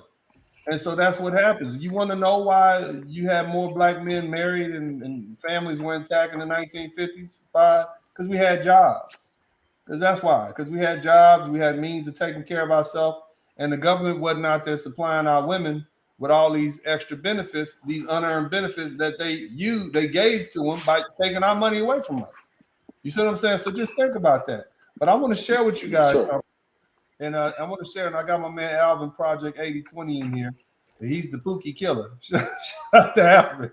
But anyway, this is a conversation captured from Dr. Martin Luther King.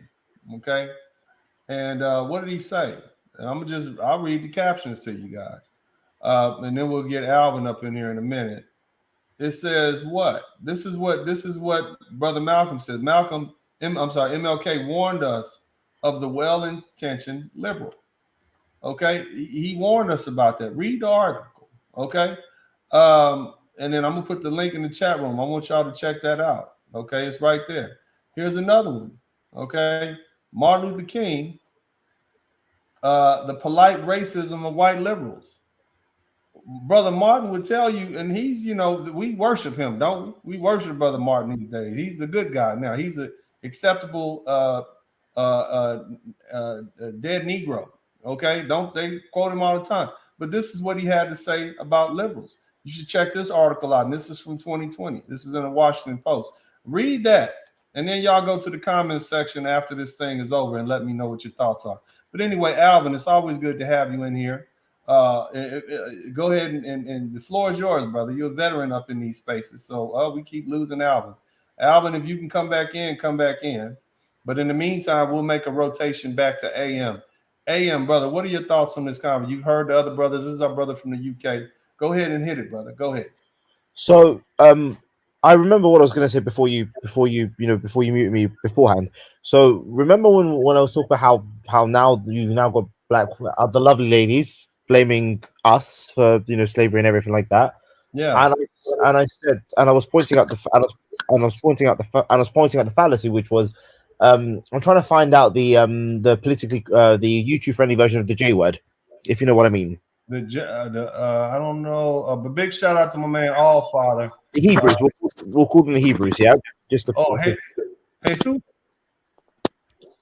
You say the J word, I don't get it, brother. So basically, after the Second World War and after what the Germans did to a certain demographic of people, I said, could you imagine? I said this: the women didn't blame the men; they blamed the people that were responsible for those atrocities. Do you know what I mean? Okay. So I said, I said, could you imagine? Those women, or the women of that demographic in the modern day and age, blaming the modern day men of that demographic for something that they had no part in.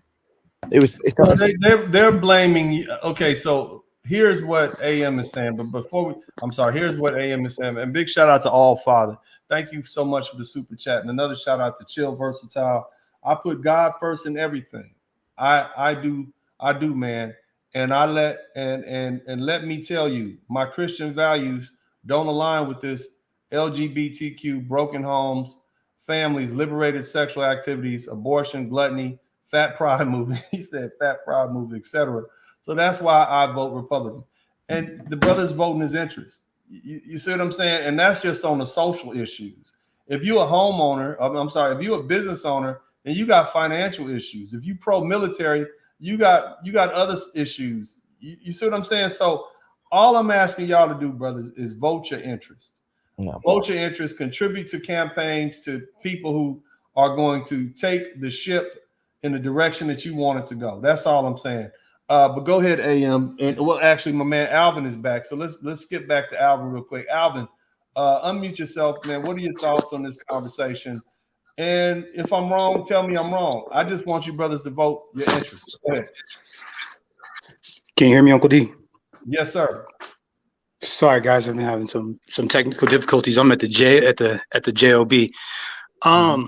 I mean, I'll be brief. I mean, I think we just have a fundamental misunderstanding of how history worked on both sides, and what we lack is the curiosity or the need or want to try to understand some of these things.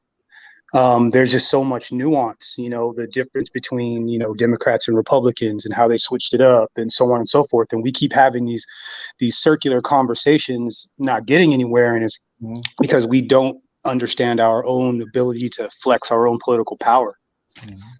I think we can move elections if we really try, if we make a legitimate effort at doing so.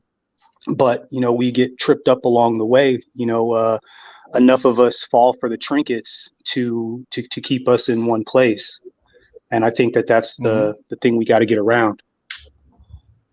Okay, and I gotta jump on this point. We love Malcolm X, don't we? We always talk about Brother Malcolm. We dig him up out the grave whenever it's convenient, don't we? Don't we do that? We dig him up and say, well, Malcolm X, all the Black Powerites, they love it. They love to talk about Brother Malcolm. They love it. They love it to death. And so what I want to do is bring up something that Brother Malcolm X said. And see, my whole point is to explain to you that it's not just me pointing out the fact that, as the essential entity said, the Republicans and the Democrats are just the same, the two sides of the same coin. What I'm doing here, can you guys, and let me know if you can hear me, hit the number one, make sure y'all are still awake, because I'm sure this conversation is boring the hell out of some people. Y'all and some folk enjoy me talking about Will Smith and his back and forth and his entanglements with his beautiful, fantastic, wonderful wife. But I think, we need to move on from that, at least for now. The issue is, but I'm pulling up a quote from Malcolm X, and it should come up on the screen in a minute. There it is. And I'll put the link in the chat room. Malcolm said, first enemy that people have is the white man that runs around here drooling at the mouth, professing to love Negroes and calling himself a liberal. That's what Malcolm X said.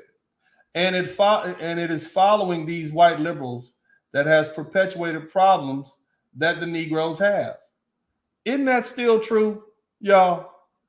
If 100%. the Negro wasn't taken, tricked, or deceived by the white liberals, then Negroes would get together and solve our own problems. I only cite these things to show you that America, in the history of the white, think that liberal was going to solve our problems. Our problems will never be solved by the white men. And that's true. And I think the white men who are in this page will agree. You see what I'm saying? Our problem, a large issue that we got the outside issues, the system of white supremacy and all that. I get that. But hell, as Obsidian says, black men and women don't get along. And a lot of that has to do with they quick to tell us we don't need them because these same white liberals are giving them all these fun packages and all this stuff. And they're treating us like crap because they don't have to respect us. Because if we're Congress, then we don't have the purse strings because the Congress, because the U.S. government is taking our money and giving it directly to the women in the form of our tax money. But this is what Malcolm X said about liberals. So again, if Martin Luther King, who you love, Malcolm X, who you love, are saying the same things about these white liberals, that they are as bigoted as or more so than the Republicans, then what you should do is eliminate racism as the reason why you don't want to vote for one party or another, and instead vote your interests, whether that be for Democrats or Republicans. That's all I'm asking you brothers to do. JJ Diesel, Cowboy Traveler, what's up, brother? Welcome back. What are your thoughts? And then we're gonna go and make another run around here. But go ahead, bro. Hey, how's it going, bro? Thanks for having me. I want to say something. In the Constitution, we're not considered as full human beings. And I want as far as reparations, I want the reparations. I want the money. I want the mule. I want the land. And I want to be AM is out here, bro. I know it's late over in the UK, man. Welcome. I'm glad you came through, but thank you so much for showing up. Go ahead, Diesel. I got what you were saying. You were going through the historical basis of, I think, the Bill of Rights. But go ahead. Let's hear it, bro. Yeah, I was just saying, in the Constitution, we're not considered, as black men or black people, period, not considered as full human. Well, I want that changed. I want to explain that because for the purposes of voting, you had states like North Carolina, with Georgia, where the population of Africans maybe sometimes was equivalent to the number of whites. And so those southern states said, well, hey, we got more people in our state than you, so we should have more representatives. Each state is given 2 senators. But that's the upper house. Okay. The lower house, the House of Representatives, is depending on your population. So what happens? That means if you got 100,000 white folks and 50,000 black folks, and yeah, they're in bondage, but you still have to count those heads. That means in effect, you got 150,000 people. So compare that with, let's say, New York, where you got 150,000 white folks. They're going to say, well, hold on a minute. We paying taxes up here. Okay, we paying taxes. Yeah, I know you got bodies down there, but we're giving you more representation because we're assuming that the people that you have in your state are also tax-paying citizens. You have a group of enslaved folk. They're not paying taxes. So why should you have more voting or equal voting rights to a state like New York, where everybody is supposed to be paying taxes, and it's 150,000 of us taxpayers, and in actuality, you got only 100,000 taxpayers, and you adding that 50 slaves. They're like, no, that don't count. And the Southerners said, well, you said people, and we count people. And so they had to come up with a sort of compromise. You see what I mean? It wasn't personal directly toward us. It was about money and influence. So I get it when people say, well, we only 3/5 of the people. Yeah, I know, but they also counted the Native Americans too. You see what I'm saying? So they're not going to want to give you power and prestige to your state for taxpayers when you when you have a certain amount of people for power and prestige for 150,000 taxpayers, when in actuality you don't got 100,000 taxpayers. So I get it. I understand that it's called a 3/5 compromise. I understand it's nothing that we should take personal. It's not that they thought we were less than human. They were still having sex with us. You see what I'm saying? The men and the women. You see what I'm saying? So they knew we was human beings. It's just they didn't want to allot that clout because it would have been warped. You see what I mean? It would have been a warped skill. We expecting a certain amount of money to come from here, and it's not. You see what I'm saying, JJ Diesel Cowboy Traveler? You see what I'm saying, bro? Yeah. I don't take it personal. It's just it was a money thing. But go ahead, bro. And also, they need to give us our land, our mule, and our reparations. The crazy thing is, man, a lot of us sold our land. You see what I mean? Yeah, some of us were tricked out of it, but I know plenty of folks who had grandma's house that granddaddy paid for, and now it never was probated. It's over somewhere in Third Ward, over in the black side of town, and it's just run down. And guess what happened? It got sold at a tax sale.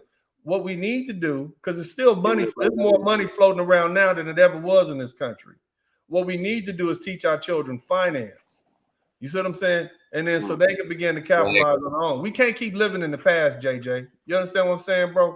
Just think about that. But go ahead. I hate to keep interrupting, but you keep dropping these jewels. Like I got to shine them up and give them to the people. You understand what I'm saying? So they can see it for what it is in all its glory. But go ahead, JJ. Also, well, they did a lot of eminent domain and put a lot of highways and stuff. Definitely. And that's how they broke up the communities. They run a highway through the middle of your town. All these like we have a highway here, 288. And I distinctly remember in 1981, walking across that highway when I was a little boy. And we would walk across that highway from one side of Third Ward, Houston, Texas, to the other side when I would come visiting. And I'm like, man, they put a highway right through the middle of the neighborhood. And they do that to break up the neighborhoods. Now and now one side of Third Ward is still Third Ward, and the other side is called a museum district. You see what I mean? There's a bunch of folks who are, who work at the hospitals and stuff in the museum. There, you got this big highway going. They do it with train tracks. They do it with highways. That's the way they do it. You see what I mean? It's crazy, man. But you dropping a lot of stuff, but and a lot of people have these same questions. And that's why I want to do it. But go ahead, brother, and we're going to go to Afro Patriarch, Independent POV, and Essential Entities. Go ahead, bro. And not to mention redlining and all that stuff, too. Yes, sir. Yes, sir.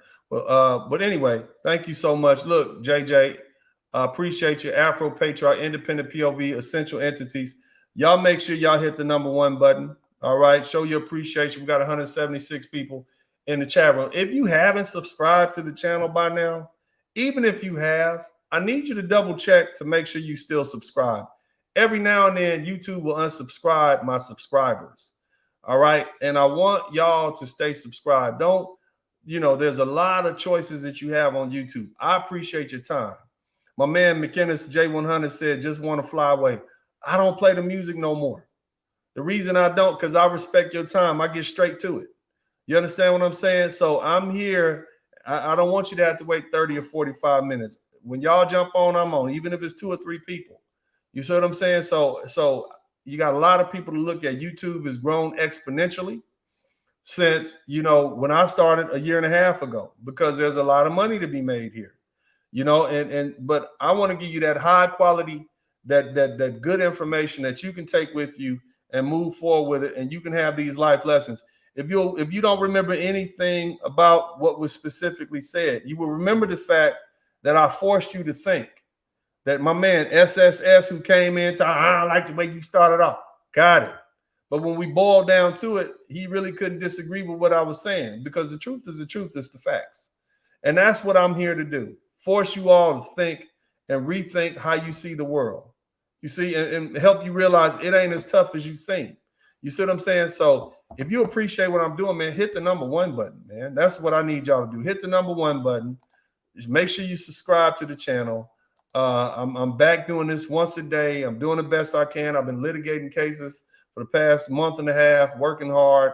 I got about 17 cases in litigation. So I'm working hard, but I'm here for you guys. So hit the number 1 button. Show your appreciation. A big shout out to Broken Blade, Urban Eagle, Black Warrior Spirit, Essential Entities, Tim Howard 5. Thank you guys so much.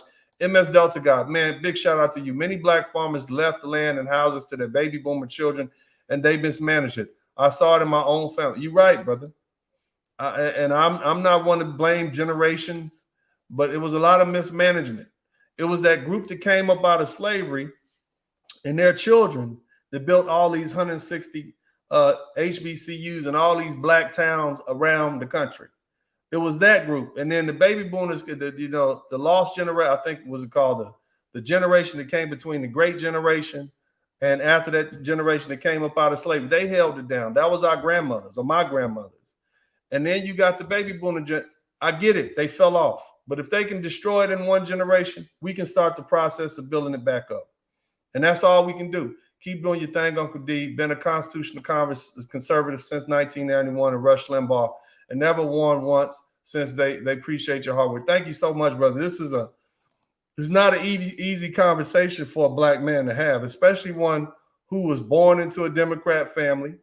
And they probably cussing me out right now when they see this. You understand? But it is what it is. It needs to be said. Afro Patriarch, Essential Entities, JJ Diesel, Cowboy. Hey man, these are my guys that's been here since day one. What are your thoughts, Afro Patriarch? Go ahead and give me, what are we gonna do moving forward? You said we got about 22 minutes left. So what are we gonna do moving forward? I mean, I've laid out the case. You see what's going on in Florida. You've seen DeSantis. He's pro-father, and he's also against, the flag, the rainbow flag mafia. So, I mean, my choice is obvious. If this particular man runs for president, I already know who I'm gonna vote for. But that's my interest. You see what I mean? Low on taxes, against all that stuff, social conservative, low on tax. I mean, what do you want me to do? I'm gonna vote my interest. Go ahead, Afro Patriarch, and you up next, Essential Entities, and then you, JJ. Go ahead. We lost my man, Afro Patriarch. All right, Essential Entities, you up, man. What are your thoughts? No, I'm here. Okay. Go ahead, brother. Go ahead. No, I was saying is that he's a true constitutional Republican. I respect that in DeSantis. So if he runs for president, he has my vote. And a lot of things going on with from the left side of things is from entertainment to social to political. It's just disgusting. It's just disgusting things I've been hearing, things I've been reading. The business side of things, them pushing something called the ESG. If you ever look that up, the ESG is like some socialist BS. And all of that is really to put aside. At the end of the day, our heads on the chopping block. All men's heads on the chopping block. Right. So to me, I'm looking at this, and you're right. You, Dr. T.S. Johnson, all have opened up my eyes. I'm voting with my wallet. I'm voting with my voting my interest. Yeah. Point blank. Period. That's all I want. That's all my suggestion is. Whatever your interests are, vote your interests. Okay, that's all I want you guys. That's the whole point of this conversation. My man, MC Recovery Well, that's my dude. I was so sad when I checked how loyal us black and our BW's vote swayed Democrat for the past 40 years. 80% above me. I tried all three parties. Hey man, always good to have you in here, man. Thank you so much for the contribution. Essential entities, man.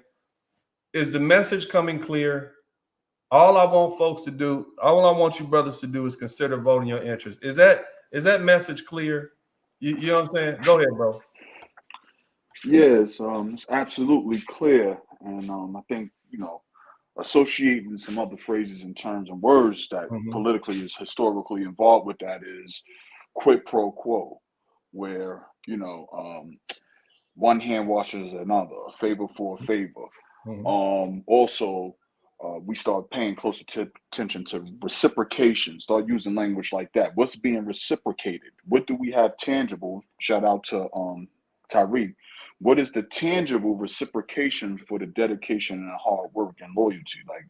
We have the receipts. We have them historically involved in our families.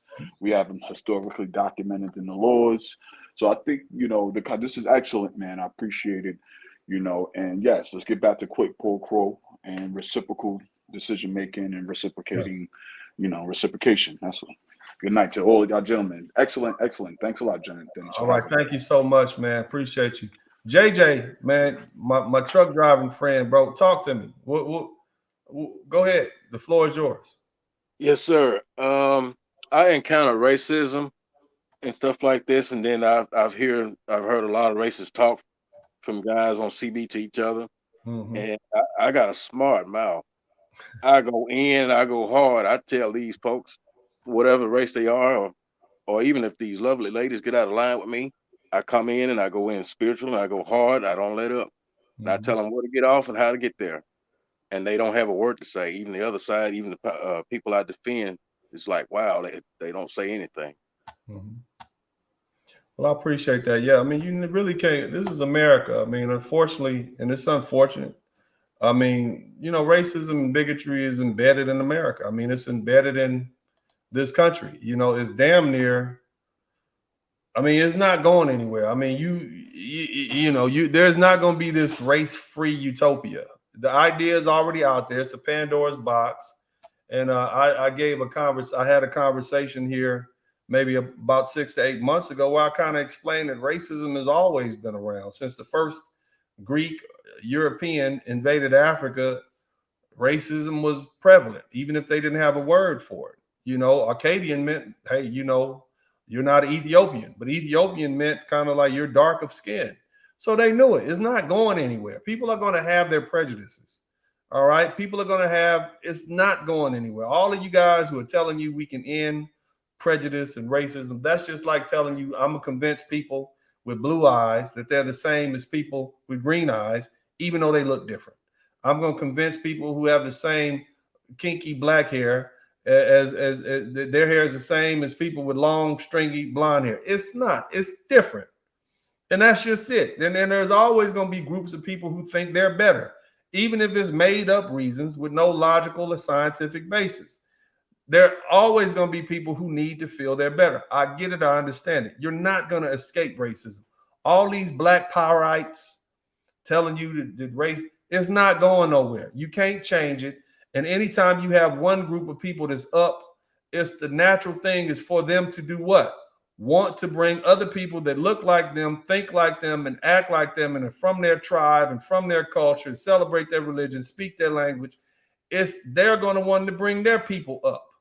You see what I mean? You're always going to have people who say, well, that's my cousin, that's my brother, that's my son, that's my daddy.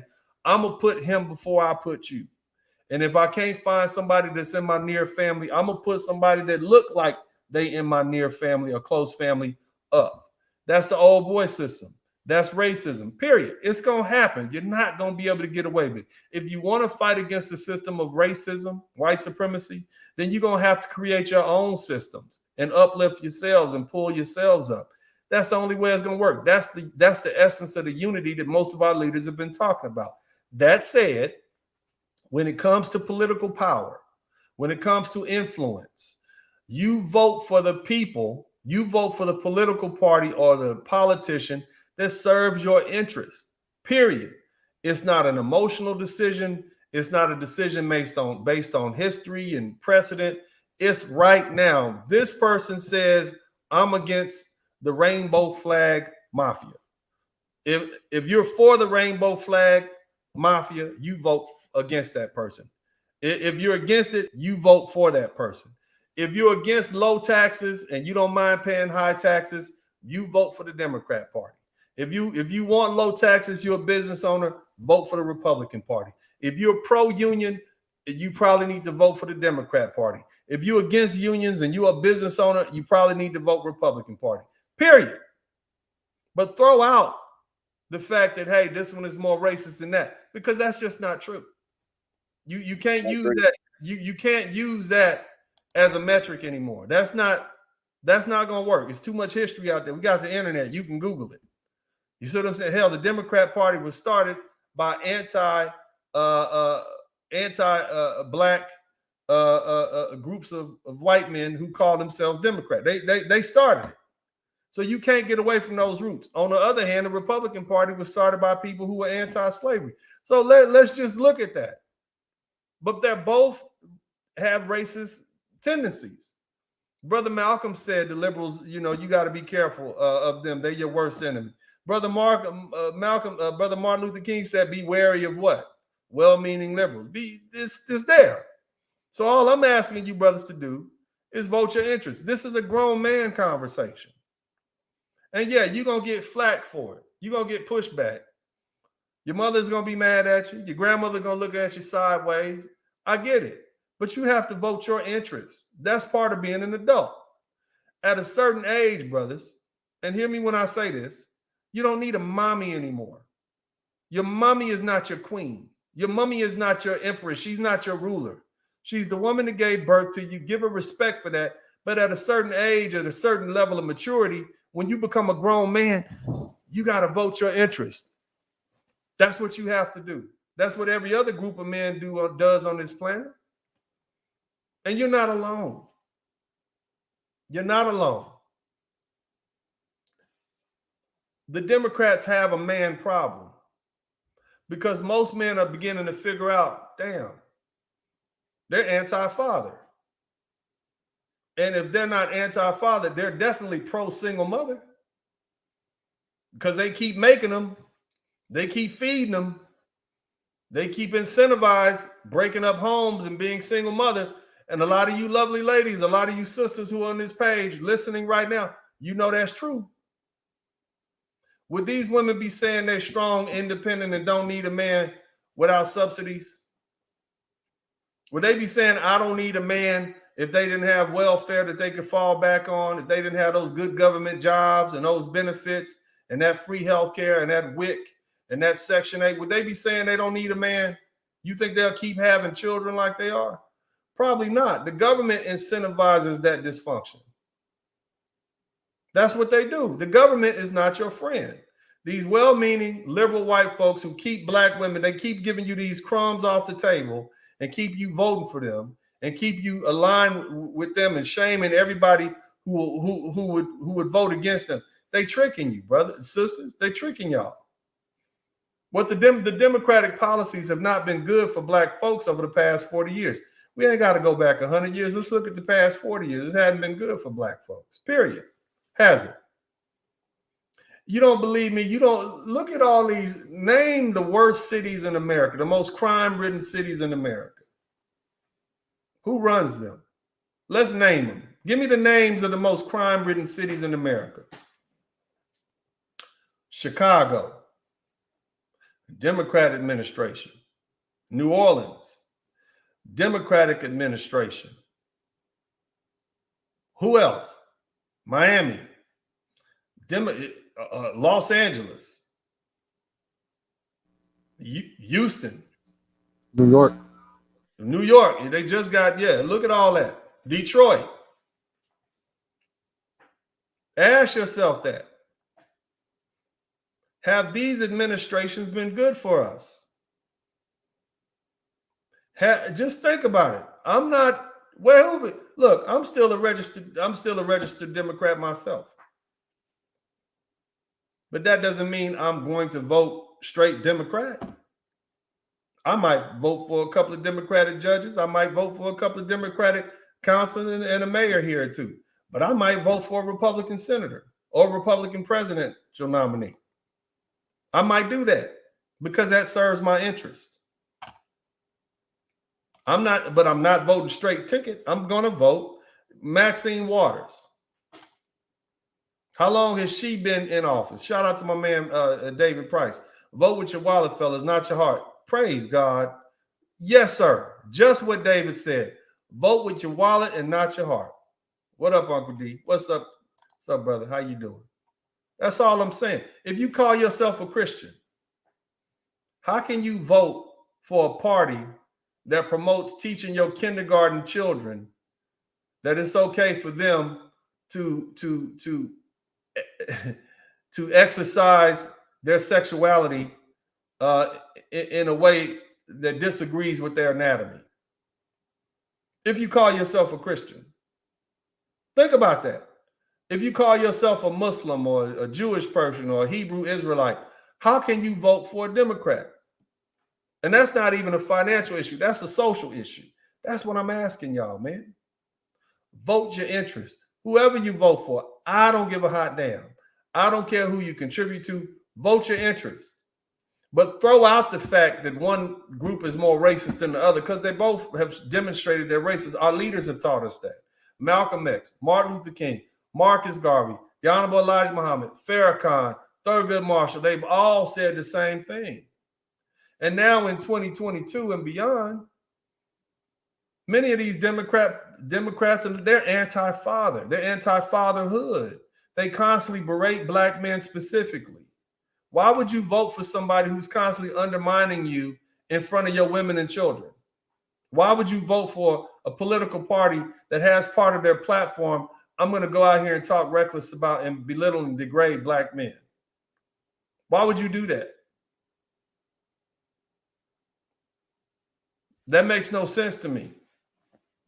You don't vote for people who disrespect you. You don't hang out with people who disrespect you and undermine your power and authority in your community, because that's where it starts. Your power and your influence starts in your home. Did y'all hear that conversation? Who was here when this conversation first started? Who heard me when I explained to you, and this is for everybody on the rerun. Who was here when I explained how I conducted myself when I went to my son's little friend's quinceanera with dignity and respect? Because I get dignity and respect in my home. And so my children treat me with dignity and respect. And so when I go out in public, people treat me with dignity and respect because they see how my children treat me. And I carry myself with dignity and respect. And that translates to what? Influence and power. Nobody wants to listen to a sucker and a fool. MC Recovers, shout out, bro. Thank you so much. So it starts with you in your home. And if you got governmental entities and agencies promoting disrespect, causing for you to lose power and influence in your own home, that's not a party you want to be associated with. Definitely not one you want to support. So if you want your power and your influence back, fellas, start with that. Start with yourself, and it'll extend outward. All I'm asking you brothers to do is vote your interest. Is that asking too much? If you brothers, let's take a poll right now. If you've heard what I said, and you'll think about voting your interest, whatever it be. If I don't want you just to go out there like some mindless slaves and just vote for one party just because you're afraid of the repercussions from what these lovely ladies can do. They're not going to do anything. There's nothing that these lovely ladies can do to you, brothers, that they ain't already done. They've been talking reckless about you on TV for the past 40 years. Haven't these women been talking bad about you on Oprah Winfrey, Sally Jesse Raphael, Dr. Phil, every third black movie that comes out? Haven't they been disparaging your who you are, your character? Why are you worried about what these lovely ladies have to say about you now? They done said everything they could say. There's nothing they can do. There's nothing else they can do. So why are you worried about what they're saying? But I don't want my grandma to be mad at me. I don't want people to think I'm a sellout. No, buy in to your own self-interest. Put yourselves first. That's what I'm asking you brothers to do. Put yourselves first. Vote your interest. And let me tell you this. When you black men come up, the whole black community comes up. Because you're going to get your money and you're going to take care of your children. You're going to take care of your family. You're going to take care of your women. It's going to be more successful black men out there. When we have programs incentivizing fatherhood, when we have programs, your job is going to be less difficult if you don't have to worry about some school teacher brainwashing your 5 or 6 year old son or daughter into thinking she should join the alphabet community. I know I'm sexist from what I'm saying. I know I'm homophobic, but I don't care. Because if me being sexist or homophobic is in my own interest, then I'll be that. If me being sexist or homophobic protects my children from this brainwashing that this Democrat government is funding, this liberal government in all these states are funding, then I'll be that. And that's what being a man is about. This is a grown man conversation. Grown men do what they have to do to protect their family. Grown men do what they have to do to protect their image. Grown men do what they have to do to garner power and respect and prestige. So it doesn't matter what the government says. It doesn't matter what they're saying in California, New York. You got to do what you got to do to protect your interests, brothers. That's all I'm doing. And one of those things is political power and who you decide to empower with your campaign contributions and your vote. So vote your interest. That's all I'm asking you brothers to do, man. Vote your interest. This is a grown man conversation. This is for grown men. This is not for immature men who want to. This is not an immature conversation. You vote your own interest. That's all I'm asking. I'm gonna say this one more time. If the determining factor is that you believe one party is racist, more racist than another, or one party is racist or isn't racist, and that's why you determine who you voting for, then you don't know history. And you don't know current events, and you don't know politics, and you need to educate yourself. That was the whole point of this. So you can say, well, damn, 6 one way, half a dozen the other. I'm gonna vote my interest. That's all I'm asking y'all to do, man. But either way, man, shout out to everybody who's been in here. Big shout out to everybody. I appreciate you guys, man. It's been a great show. Afro Patriarch, Essential Entities, JJ Diesel, Cowboy Travelers. Is befitting that y'all hung out with me, man, because y'all was with me in the first day. So thank you guys so much. Big shout out to everybody who contributed to the Super Chat, the Cash App, and the PayPal. If you like to book a session with me, some business, you want to learn how I built this YouTube page, you want to start your own business, you got some ideas you want to run by me, you got some stuff you want to talk out about life, some man stuff, you maybe need some fatherly advice, uncle advice. Ladies, you got some young sons and they off the beaten track. You see the miracles I do with my boys. I'm raising 2 black boys and 3 black boys in America, soon 3 black boys, because I'm gonna get my baby. You see what I'm doing. You see the program I have for them. Maybe I can give you some ideas. I probably can. Hit me up. Book a session. Sperling Dennis @gmail.com. I'll be more than happy to chop it up with you and talk to you about those things. I'm good at a lot of stuff. I'm better in person, and I'm also good one-on-one. But other than that, man, I appreciate y'all. This has been a long broadcast. Shout out to everybody on the rebroadcast. I hope you listened to the beginning and get where I was going. But in the meantime, man, as I always say at this time, this is Uncle D. I'm out.